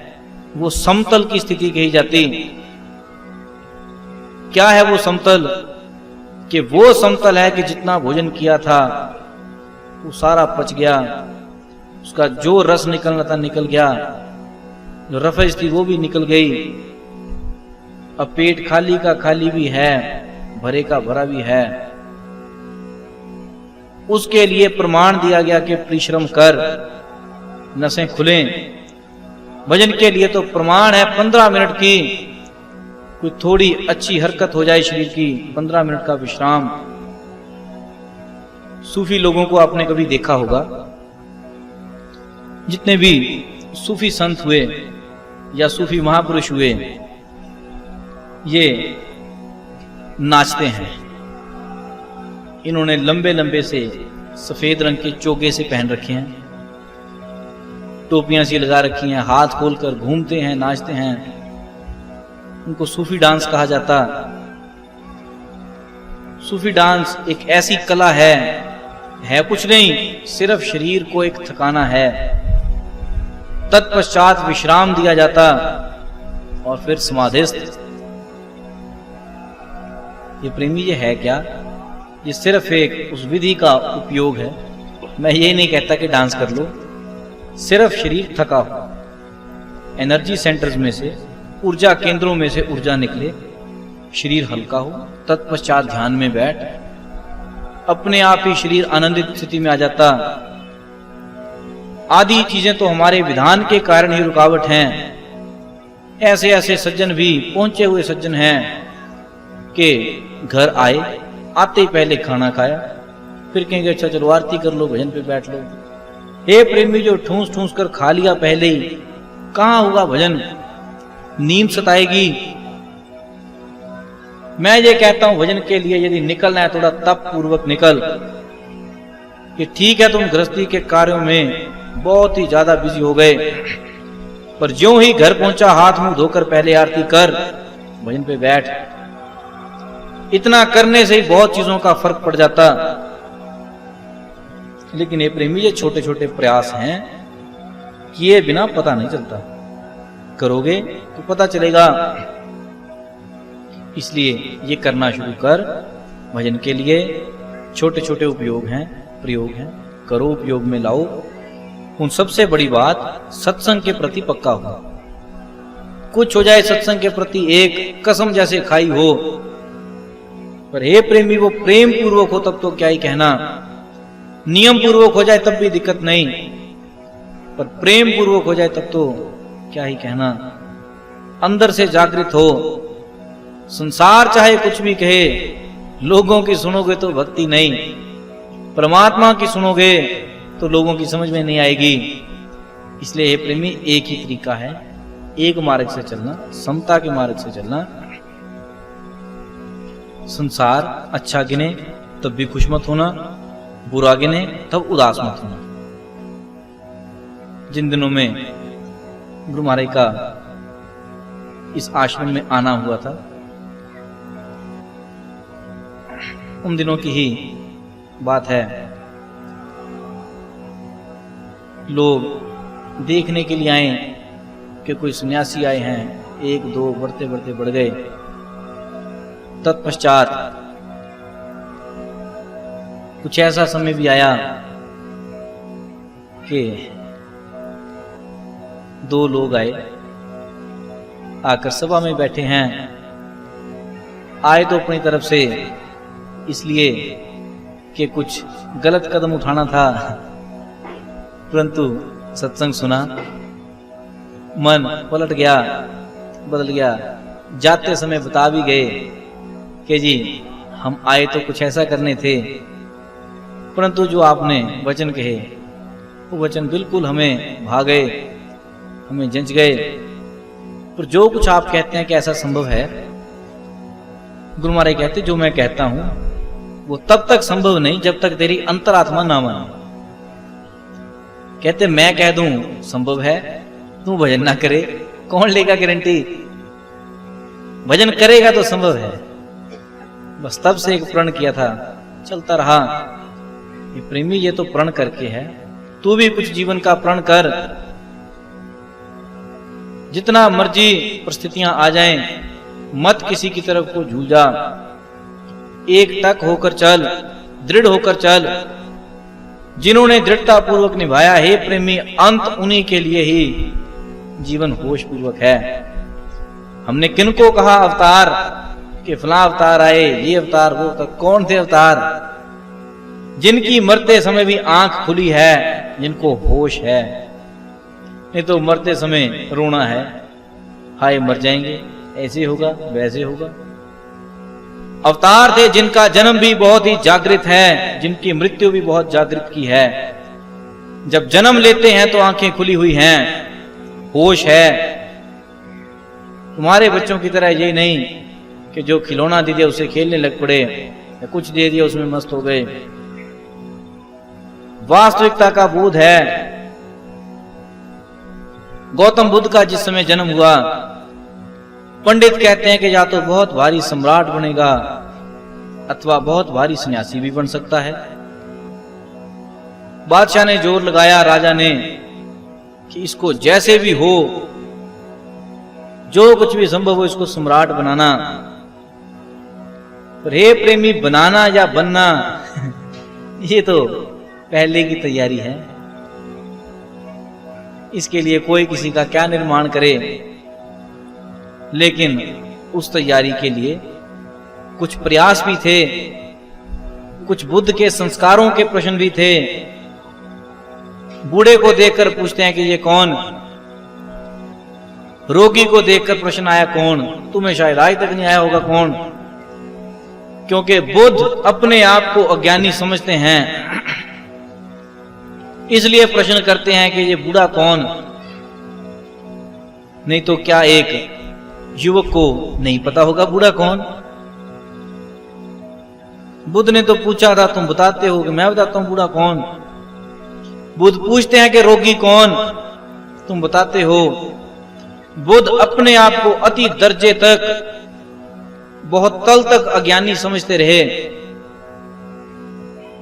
तुम्हें सबसे पहला भ्रम यह है कि मुझे पता है, मैं जानता हूं, ग्रंथ पढ़ लिया, वहां से हो गया। शेख फरीद कभी काशी में से निकले तो सोचा कि कबीर के पास जाएं। अब दो जानकारों का मिलन, शिष्य थे शेख फरीद के, सोचते हैं, कहते हैं वाह वाह, कबीर से मिलेंगे, वो भी ज्ञानी, गुरु महाराज भी ज्ञानी, बड़ी ऊंची चर्चा होगी, मिलेंगे, सुनेंगे क्या कहते हैं, शायद कोई राज की बात बोल ही दे। जो बोला जाता वो समझ में नहीं आ रहा, जो सुनना चाहते हैं बोला वही जाता, और भाषा पता नहीं कौन सी चाह रहा। सोचते हैं कि कुछ राज की बातें होंगी। बुल्ले शाह कहते हैं, मैं केनू केनू दसा राज नहीं करता। क्यों पूछा केनू केनू? क्योंकि जिस चीज को बताई उसने अर्थ ही कुछ और ले लिए। तो खैर शेख फरीद वहां 2 दिन रहे। कबीर अपना सूत काटते रहे, कपड़ा बनाते रहे। शेख फरीद देखते हैं, पास बैठे हैं जैसे 2 दोस्त हों। बस कुछ नहीं कुछ नहीं। अब जो शिष्य थे इधर से उधर फेरा मारे कि शायद कुछ बोलेंगे। कोई कहता पेड़ के पीछे खड़े होकर सुन लो कि ज्ञान की रहस्य की बात है, शायद सामने ना करें। देखा वो एकांत में भी चुप हैं, सामने भी चुप हैं, बोलते कुछ भी नहीं, चुप चुप चुप, बस शांत। 2 दिन बीते। फरीद कहते जी ठीक है अभी चलना। कबीर कहते बिल्कुल धन्यवाद, फिर कभी समय लगे तो आना। आप जैसा सज्जन आए तब ही ऐसी चर्चा होती है, अन्यथा होती नहीं। बस वो शिष्यों को फिक्र पड़ गया, कहते चोरी छुप के कुछ कर गए, कुछ ना कुछ गिटर मिटर हो गई अंदर ही अंदर, कुछ ऐसी हो गई जो समझ में सुनी नहीं। तो शिष्यों ने पूछा फरीद को, कहते जी आपने चर्चा तो कोई ना करी। तो कबीर कहते हैं फिर आना, ऐसी चर्चा आपसे होती है, ये क्या अर्थ? फरीद कहते मैं तो आपके सामने ही था, पता तो मुझे भी नहीं, क्यों कह दिया? कहते ऐसा करो कबीर से पूछ लो। कबीर को पूछा, कहते मैं तो आपके सामने था, फरीद से पूछ लो। अब शिष्यों को विश्वास भी है कि थे तो सामने ही, कि हमने तो बिल्कुल भी अकेला ना छोड़ा, रात को भी अलग अलग सोए। फिर चर्चा कब हुई? अब हे प्रेमी, ये वही बात है कि चर्चा तो हुई पर सुनने के लिए कान फरीद वाले चाहिए। क्यों? क्योंकि तुम्हें जो सुनाई पड़ता वो चर्चा सिर्फ बाहर की है, तुम्हें जो सुनाई पड़ती है वो चर्चा शब्दों की है। जीभ हिले सुर निकले। हे प्रेमी, कुछ चर्चा आंखों की भी है जो देखते ही देखते हो गई बस, अब उसमें शब्दों का सवाल नहीं। ये वो चर्चा है जिसमें शब्दों का कोई मेल जोल नहीं। राज की बात थी, राज ही रह गई। इशारा हो गया, दे दिया ऐसा पता कुछ यार की तस्वीर ने, वो चेहरे से ही था हो गया, अब उसमें किसी शब्द का कोई प्रमाण नहीं। ये प्रेमी, ऐसी ही चर्चा अंदर भी होती है। मैं यही कहता हूं तो उसको सुन। ये सुनी हुई चर्चा ही गूंजती है, तरीके तरीके से गूंजती है,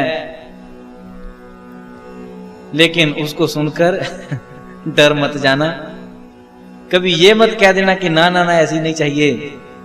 हुआ क्या, एक प्रेमी था, पहले तो कहे कि बहुत समय हो गया गुरु महाराज के दर्शन नहीं हुए, कुछ सुनाई नहीं दिया, कोई आवाज नहीं आई। मैंने कहा ठीक है पत्रिका पढ़ लेना। 2 दिन पत्रिका पढ़ी, तीसरे दिन भजन पे बैठा होगा बेचारा। तो बाकी समय तो घंटा बैठे, उस दिन 15 मिनट में उठ गया। फोन किया, कहता जी बड़ा डर लगा। क्यों? कहता भजन पे बैठा, गुरु महाराज की आवाजें आई। हे प्रेमी, जब ना मिले तो तब भी रोए, जब मिलता है तो रब तब भी रोए, क्योंकि दुख को आदत बना रखा, रहेंगे तो हम दुखी के दुखी। हे प्रेमी, जब भी कुछ बड़ा करना हो तो कुछ हल्का सा तो होता ही है। जहाज ने भी जब हवा में उड़ना हो तो उड़ते समय झटका तो एक बार लगता है, लग गया, उसके बाद फिर मजे से बैठ। अब तू कहे कि उड़े पर उड़ने का पता ना लगे। हे प्रेमी, ऐसा है, जब उड़ेगा कुछ तो पता लगता है, कुछ हुआ। जिन्होंने तो वो झटका सहन कर लिया, उड़ गए। जिन्होंने ना किया उनको फिर रोगियों की कैटेगरी में रखा गया, ये रोगी है। पर रोगी कौन है? जिसकी सत्संग की खुराक पूरी नहीं। ये पक्की बात है, जिसका सत्संग का नियम पूरा नहीं, भजन का कुछ दृष्टांत आ जाए वो झेल नहीं सकता, नहीं झेल पाएगा, चाहे कुछ प्रयास कर लेना, करके देख लो। क्यों? क्योंकि हे प्रेमी, सत्संग से बोध है। भजन से तो जागृति आई, सत्संग से बोध आया। जागृति के भी पीछे का अंश है बोध। बोध का अर्थ ज्ञान तो गुरु महाराज ने करवाया था, या यूं कहो कि ज्ञान का अर्थ था गुरु महाराज के द्वारा फेंकना, बोध का अर्थ था तेरे द्वारा पकड़ना। गुरु महाराज ने कुछ दिया था, उसको हमने कहा उपदेश, तू पकड़ गया, उसको कहा प्रेम। प्रेम का मार्ग अपना अपना तरीका है पकड़ने का। भजन से पकड़ जा तो ठीक, सेवा से पकड़ जा, सत्संग से पकड़ जा, पर पकड़ जा। और एक प्रेम वो भी है जो तुम कहते हो कि मन तो हमारा आश्रम में ही है। ये प्रेमी जो ये कह सकता है, ध्यान रखना प्रेमी नहीं, क्योंकि ये तो तू खुद ही सच्चा हो गया। तू खुद ही प्रमाण लेकर बैठा कि हाँ मन मेरा आश्रम में ही है। जब मन आश्रम में ही है तो ये दिक्कत कहां से आई कि मन टिकता नहीं, फिर तो टिका हुआ है। लेकिन वो भी एक बहाना है। लोका लिखे भक्ति कमावे साहिब क्या मुंह काला। लोगों को कहने के लिए भक्त हो गया कि मन आश्रम में है। सर्टिफिकेट चाहता है कि लोग कहें बड़ा भारी भक्त है। ऐसी उलझन में मत रहना। भक्ति के सिद्धांत को सरलता पूर्वक पकड़ना। हे प्रेमी, चित्त सरल होगा तो कोई भी चीज दुनिया में बाधक नहीं। भजन किसी भी तरफ से ये नहीं कि मन ना लगे, पर चित्त सरल चाहिए। और चित्त की सरलता किसी और चीज में नहीं। चित्त की सरलता हमारे नियम में, सत्संग के नियम में, सेवा के नियम में है। एकटक होकर सत्संग का नियम हो। कोई कुछ भी कहे, बुरा कहे या अच्छा कहे, किसी की कोई परवाह नहीं। एकटक होकर सत्संग करे। ए प्रेमी, किसी की परवाह भी मत कर, क्योंकि 4 दिन की चांदनी फिर अंधेरी रात। जितनी देर के लिए समय है उतनी देर तक जीवन को जी जा। घसीट मत, जी जा तसल्ली से, खुलकर जी। और ऐसे जी कि सिर्फ यही समय तेरे पास है भजन करने के लिए। इस ढंग से जी जाओ। यदि ऐसे जी गया कि प्रेमी, ये जीवन भी जागृत, और जब मृत्यु आएगी तो भी जागृत। क्योंकि जिस प्रेमी की मैंने बात कही थी, हम कहते हैं भजन करो, भजन करने से होश आती है। ये प्रेमी होश और क्या है। प्रेमी कह सकता है कि मेरा बस थोड़ा समय है और मुझे आज्ञा चाहिए जाने की। और क्या चाहिए जीवन में? तेरे लिए तो एक पल का भी भरोसा नहीं, उसको अपने समय की निश्चित जानकारी है। और ये भी साथ में है कि अब मुझे कुछ करना, क्योंकि मेरा समय आ गया। जब समय आ गया बस अब और कुछ तैयारी नहीं। घर वाले कुछ करें, बाहर वाले रिश्तेदार अपने पराए करें। यदि भजन करता है तो एक होश खुल गई कि मेरा समय अब मैंने जाना, मुझे सिर्फ आज्ञा चाहिए, बस जाऊं। ये प्रेमी आज्ञा तो समझ में ही तब आई जब सर के ऊपर मौत हो। उसका आज्ञा मांगना आज्ञा है। एक तुम भी आज्ञा मांगते हो, वो आज्ञा होगी कि दुकान खोलनी, नौकरी करनी। ये प्रेमी वहां पर कह लेते हो आज्ञा, और आज्ञा तो है छुड़ाने के लिए, फंसाने के लिए, क्या कहूं। पर जो उसने कहा वो सही अर्थों में आज्ञा मांगना है। कहने का अर्थ कि हमें होश हो, हमारी जीवन भर की तैयारी हो, भजन की तरफ को इतनी तैयारी हो कि हमारा हर समय होश में जाए। जन्म भी होश में, मृत्यु भी होश में। जन्म तेरा बेहोशी में हो गया, कोई बात नहीं, मृत्यु तेरे हाथ में है। उसको होश में ले जा। यदि उसको होश में ले गया, हे प्रेमी, आगे तेरी मौज है। संसार में आना नहीं आना वो फिर अपने आप से है। आना चाहे तो रास्ते खुले, नहीं आना चाहे तो रास्ते खुले। पर यदि होश पूर्वक जी जाए तो मृत्यु होश पूर्वक है। बोल श्री सद्गुरुदेव महाराज की जय। सच्चिदानंद भगवान की जय। बोलो जी भाई सब संतान की जय। प्रेमी सज्जनों, एक चीज मुझे कल किसी महिला ने पूछी थी। आश्रम में थे, कहते जी जो हम व्रत करते हैं करवा चौथ, ये क्या है? मैं 5-10 मिनट की बात कहूंगा, सुन लेना। सबसे बड़ी दुविधा कहां पर है? बहुत सी हमने नीतियां बनाई हमारे ऋषियों ने, पर हम ज्यों के त्यों निभाते चले आए। ये विचार ना किया कि वो चली कहां से। तुमने व्रत रखा, पति भी ऐसे होते हैं जो व्रत रखते हैं, पर पत्नियां तो रखती हैं। व्रत रखा, अब वो व्रत है तो इसलिए कि पति की उम्र बढ़ जाए, उम्र लंबी हो, पर यह विचार नहीं किया कि ये चीज चली कहां से। तुमने व्रत किया, तुम्हें तुम्हारी सास ने कहा होगा, मां ने कहा होगा, उनको उनकी मां सास, उनको उनकी मां सास, उनको उनकी मां सास, चलते जाओ पीछे से पीछे। कहीं कोई ऐसी भी थी महिला जिसको इस चीज की जरूरत पड़ी थी। कथा सुनते हो कि पता नहीं क्या सुनाते हैं, 7 भाइयों की एक बहन, तो उसका व्रत ऐसे तुड़वा दिया, ये कर दिया, वो कर दिया, कई तरफ से।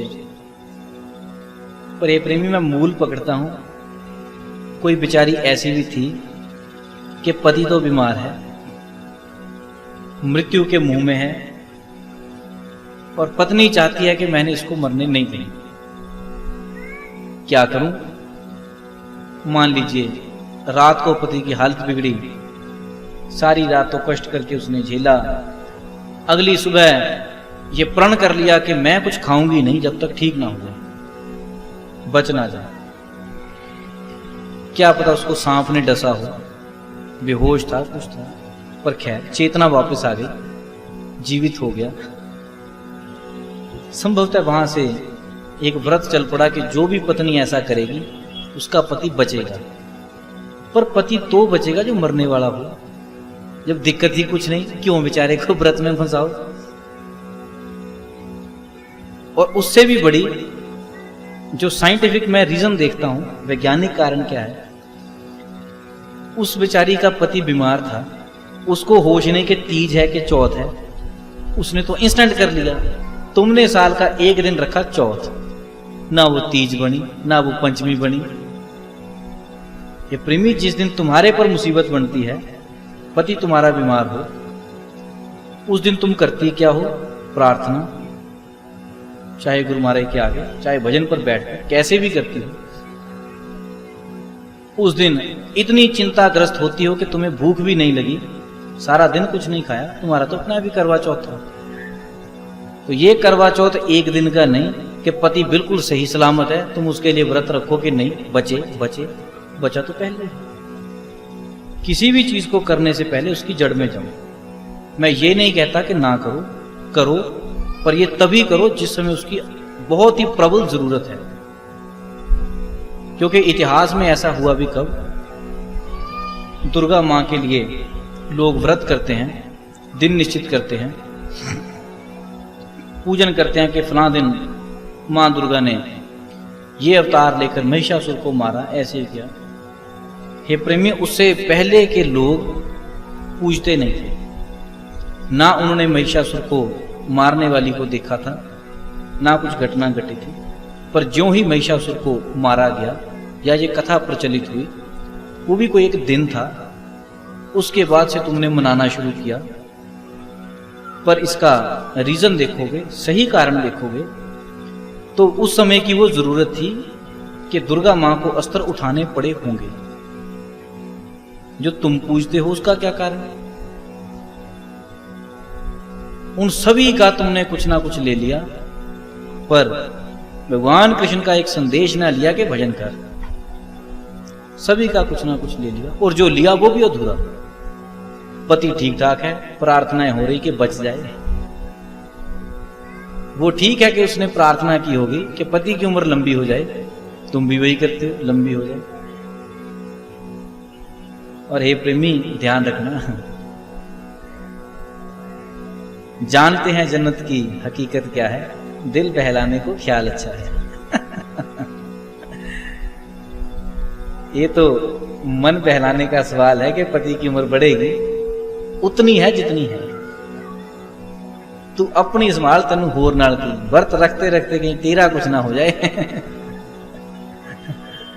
पति की तो उतनी रहेगी जितनी है, कोई ऐसा नहीं जो बढ़ा जाए। जिन्होंने मरना है उन्होंने डॉक्टर्स के हाथों में भी मर जाना। जॉन एफ कैनेडी अमेरिकन राष्ट्रपति हुआ, उसको खबर मिली थी कि तुझे गोली मार दी जाएगी। क्लियर उसको सूचना थी, और इतनी टाइट सिक्योरिटी थी उस समय के मुताबिक कि कोई पक्षी भी वहां से निकल ना सके। इतना जबरदस्त सिस्टम था, कोई भी 5 किलोमीटर के दायरे में आ ना सके, कोई पक्षी ना आ सके। इतना कुछ प्रबंध करने के बावजूद और उस समय के विज्ञान के मुताबिक जो नई नई टेक्निक आई थी उसमें रेज की खोज हुई थी, alpha rays, beta rays, gamma rays, इनका प्रयोग शुरू हुआ ही था। तो ऐसा प्रबंध उन दिनों में किया गया था कि यदि कुछ आए भी ऐसी चीज तो मारी जाए। लेकिन उस व्यक्ति को भी गोली लगी, मर गया। ये प्रेमी, अमेरिका का राष्ट्रपति मारा गया। तो कहां व्रत रख रख कर क्या से क्या किया जा रहा। और ऐसा भी होता कि पत्नी बेचारी व्रत रख कर बैठी है और उधर पति का कुछ हो गया, फिर कहोगे क्या कि उसका व्रत गलत था। ये प्रेमी, बात इतनी है, दिल बहलाने को ख्याल अच्छा है, किए जाओ, बनेगा कुछ नहीं। व्रत करे भूखा मरे, कितना कुछ भी कर ले, भूखा रहने से ज्यादा नहीं। हाँ, इसका दूसरा लाभ जो मेरी दृष्टि में है वो क्या है, तुम व्रत करो, व्रत करके उस दिन के लिए सन्यासी हो जाओ, एक दिन के लिए टोटल सन्यासी हो जाओ, डट कर भजन पे बैठो, क्योंकि पेट खाली होगा, खाने की चिंता नहीं, पीने की भी चिंता नहीं, सारी मुसीबत खत्म। चुपचाप भजन पे बैठो, नींद आ गई सो जाओ, उठो फिर भजन करो। पति तो उस दिन आज्ञाकारी होते ही हैं, उनको बोल दो कि खाना पीना करो खुद। साल में एक दिन सन्यासी हो जाओ, बड़ी अच्छी बात, पर परम गृहस्थी मत हो, इसका कुछ लाभ नहीं, कुछ भी लाभ नहीं, जितना मर्जी कर लो। और हे प्रेमी, इसका नुकसान क्या है? नुकसान इसका यह है कि आज तुमने पतियों के लिए व्रत रखा, इसका अर्थ कि मैं सदा से स्त्री बनकर पैदा हूं, ये तुम्हारी अपनी डिमांड हो गई। और पति को बांध लिया कि पति ही तू ही हो, ये उसको बांध लिया। फिर कहते हो संसार बंधन से छूटे कैसे? ये प्रेमी, ये तो वो हालत होगी कि 4 नशेड़ी थे, अफीमची होंगे पक्का, या भंगी भी हो सकते हैं, भांग पीने वाले भंगी होंगे। वैसे भांग पी हुई थी, कहीं कश्ती में बैठ गए, कहते घूमने जाना, शाम को बैठे कि आज रात कहते पूरी नदी में गुजारनी, बस बैठे यात्रा शुरू कर दी, लगे चारों के चारों चप्पू मारने, दे चप्पू पे चप्पू, चप्पू पे चप्पू। जब सुबह हुई, दृश्य देखा, कहते वाह भाई वाह, ये तो बिल्कुल ऐसा ही है जहां से हमने यात्रा शुरू करी थी, वहां भी ऐसा ही था, यहां भी ऐसा। तो किसी ने आकर कहा, कहते पहले पीछे से हार्ट का रस्सा खोलो। ये प्रेमी, ये चप्पू हैं जो तुम मारते हो, उससे ज्यादा नहीं। किश्तियां वहीं की वहीं खड़ी हैं, उम्र बेचारे की वहीं की वहीं है, क्या लाभ? सिर्फ एक दूसरे के लिए देनदारी बढ़ा ली, बंधन बढ़ा लिए, फिर ऊपर से कहोगे कि हम मुक्त हो जाएं। मुक्त होगा कौन? जिसको तुम पुनर्जन्म कहते हो, ये कुछ ज्यादा नहीं है। पुनर्जन्म का मतलब है तुम्हारी डिमांड्स, तुम्हारी मांगे, वासनाएं, जो जो तुमने खड़ी कर रखी। विवाह होता था पुराने समय में, वैसे तो अब भी होता ही है, ब्राह्मणों का कुछ खैर इतना पता नहीं। पुराने समय में एक चीज कही जाती थी कि पति पत्नी भरी सभा में स्वीकार करें कि हमारा बंधन 7 जन्मों का है। फिल्मों में गाने बन गए, 7 जन्म का बंधन, ये प्रेमी, 1 जन्म का दुख तुमसे उठाया नहीं जाता, 7 जन्म का रोना पहले रो लिया, किसके लिए? फिर यदि मुक्ति का प्रश्न करूं तो मुक्त होना नहीं चाहते। मैं कहता हूं इस जन्म से मुक्ति मिले, तुम कहते 7 जन्म का बंधन। ये हमारी फंसने की यात्रा है। फिर यदि को जी बनाया क्यों? ये प्रेमी, बनाया किसी ने नहीं, किसी ने नहीं बनाया। यदि तजुर्बा करना चाहते हो तो तुम एक रीति खड़ी कर लो कि जो तुम्हारे परिवार में पैदा हो उसके कान की नीचे की ये घंटी सी काट दो, पक्की बात। तुम काटो, अगली पीढ़ी आएगी उसका काटना, पोतों पड़ोतों तक काट लो, बस आगे फिर ये वंश परंपरा है। जो भी पैदा होगा पहले उसका ऑपरेशन, जो पैदा होगा कटिंग। परंपराएं तो हे प्रेमी बनाए बनती हैं, उजाड़े उजड़ती हैं, तुम बनाए जाओ, उजाड़े जाओ, चिंता कोई ज्यादा बड़ी बात नहीं है, नाशवान। इसलिए ध्यान रखना, ये किसी ने करवा चौथ बनाया नहीं, जिस बेचारी ने किया था उसके प्राणों की इच्छा थी कि मेरा पति बचे, दृढ़ संकल्प था, इसलिए नहीं मरा होगा। ये बात ठीक, बहुत भारी तप पूर्वक कर गई होगी तो भी ठीक, तो तुम्हारे पतियों पर क्या मुसीबत आ गई? या फिर ये तो वो हिसाब हो गया कि नहीं बीमार है तो धक्के से दवाई खा, बीमार नहीं होगा। हे प्रेमी, खा लो, ज्यादा दवाई खा लो तब भी बीमारी आती है। तुम्हें बीमारी जाएगी कि बंधन बढ़ेंगे और कुछ नहीं। इसलिए बचो, ऐसे देन लेन में मत फंसो। हाँ, यदि कोई पत्नी फिर ना चाहे तो पतियों को एक राय दे देता हूं कि पत्नी ना माने और तुम चाहे कि ना रखो, एक बात कह देना कि अपने बंधन की जिम्मेवारी तेरी, व्रत कर ले, तुम्हारा तो शॉर्टकट है। फिर वो किए जाएं, फिर तो पत्नियां चाहे रोज करवा चौथ रखें, कोई दिक्कत नहीं। क्योंकि कारण यह है, हम उलझे नहीं, हमारी यात्रा निजी है, हर व्यक्ति की यात्रा निजी है। और ये बात मुझे उस प्रेमी ने कही जिसका देहांत हुआ। कही कैसे थी वो भी बता देता हूं। बात ऐसे कही थी, पति ने शिकायत करी कि जी डांटती है, कि मुझे डांटती है, बच्चों को भी मेरे को। मैंने पूछा, मैंने कहा डांटते क्यों हो? कहती इतनी उम्र हो गई तो इनको ये समझ में नहीं आया कि हमारी प्रत्येक की यात्रा अपनी अपनी है, ये फिर उलझते हैं। ये प्रेमी पर ये बात वो थी, कुफ्र टूटा खुदा कहते कहते, होश तो आई बहुत टॉप पे जाकर, अंत में जाकर, पर शुक्र है आई। मैंने तुम्हें ये बात इसलिए बताई कि तुम्हें पहले आ जाए। मैंने एक बात कही थी, सरलता, उसके अंदर सरलता आई थी तो मोह भंग हुआ, और प्रबल मोह भंग था, किसी से कोई लेना देना नहीं।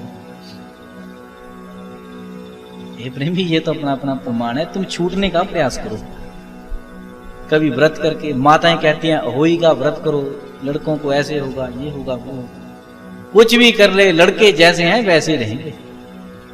जब नहीं थे तब कहते थे हे परमात्मा झोली भर दे, जब भर गई तो कहते हल्की कर दे, तंग बड़ा करते हैं। तुम्हारी मांगों का कोई अंत नहीं, वासनाएं हैं।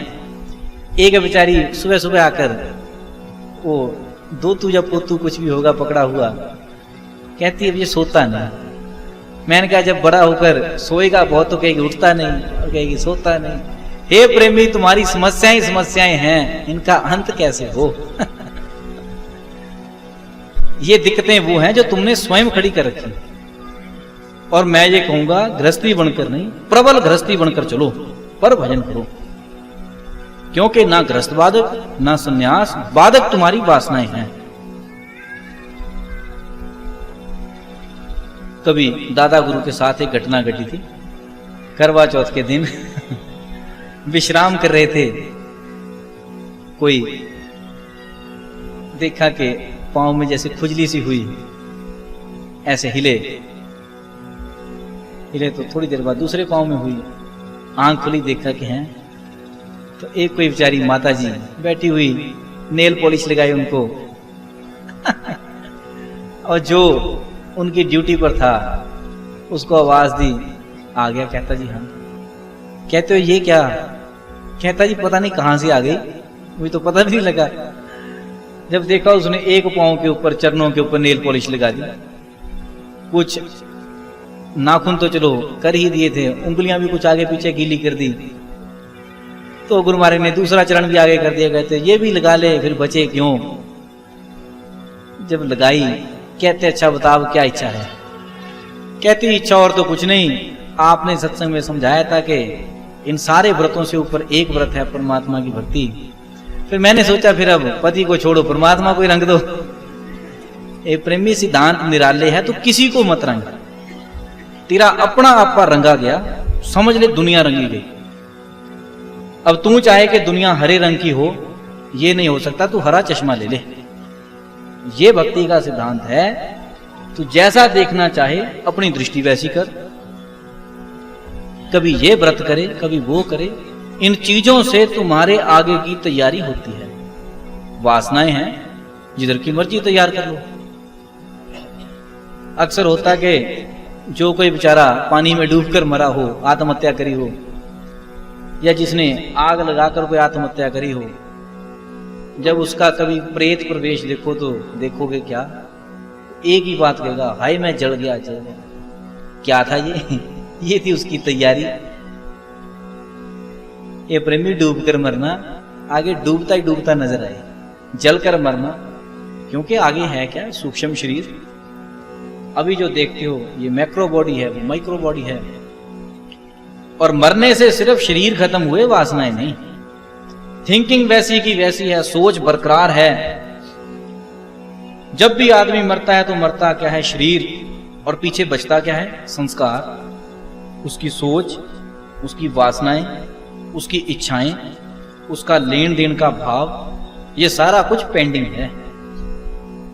शरीर ढेरी होता और नहीं।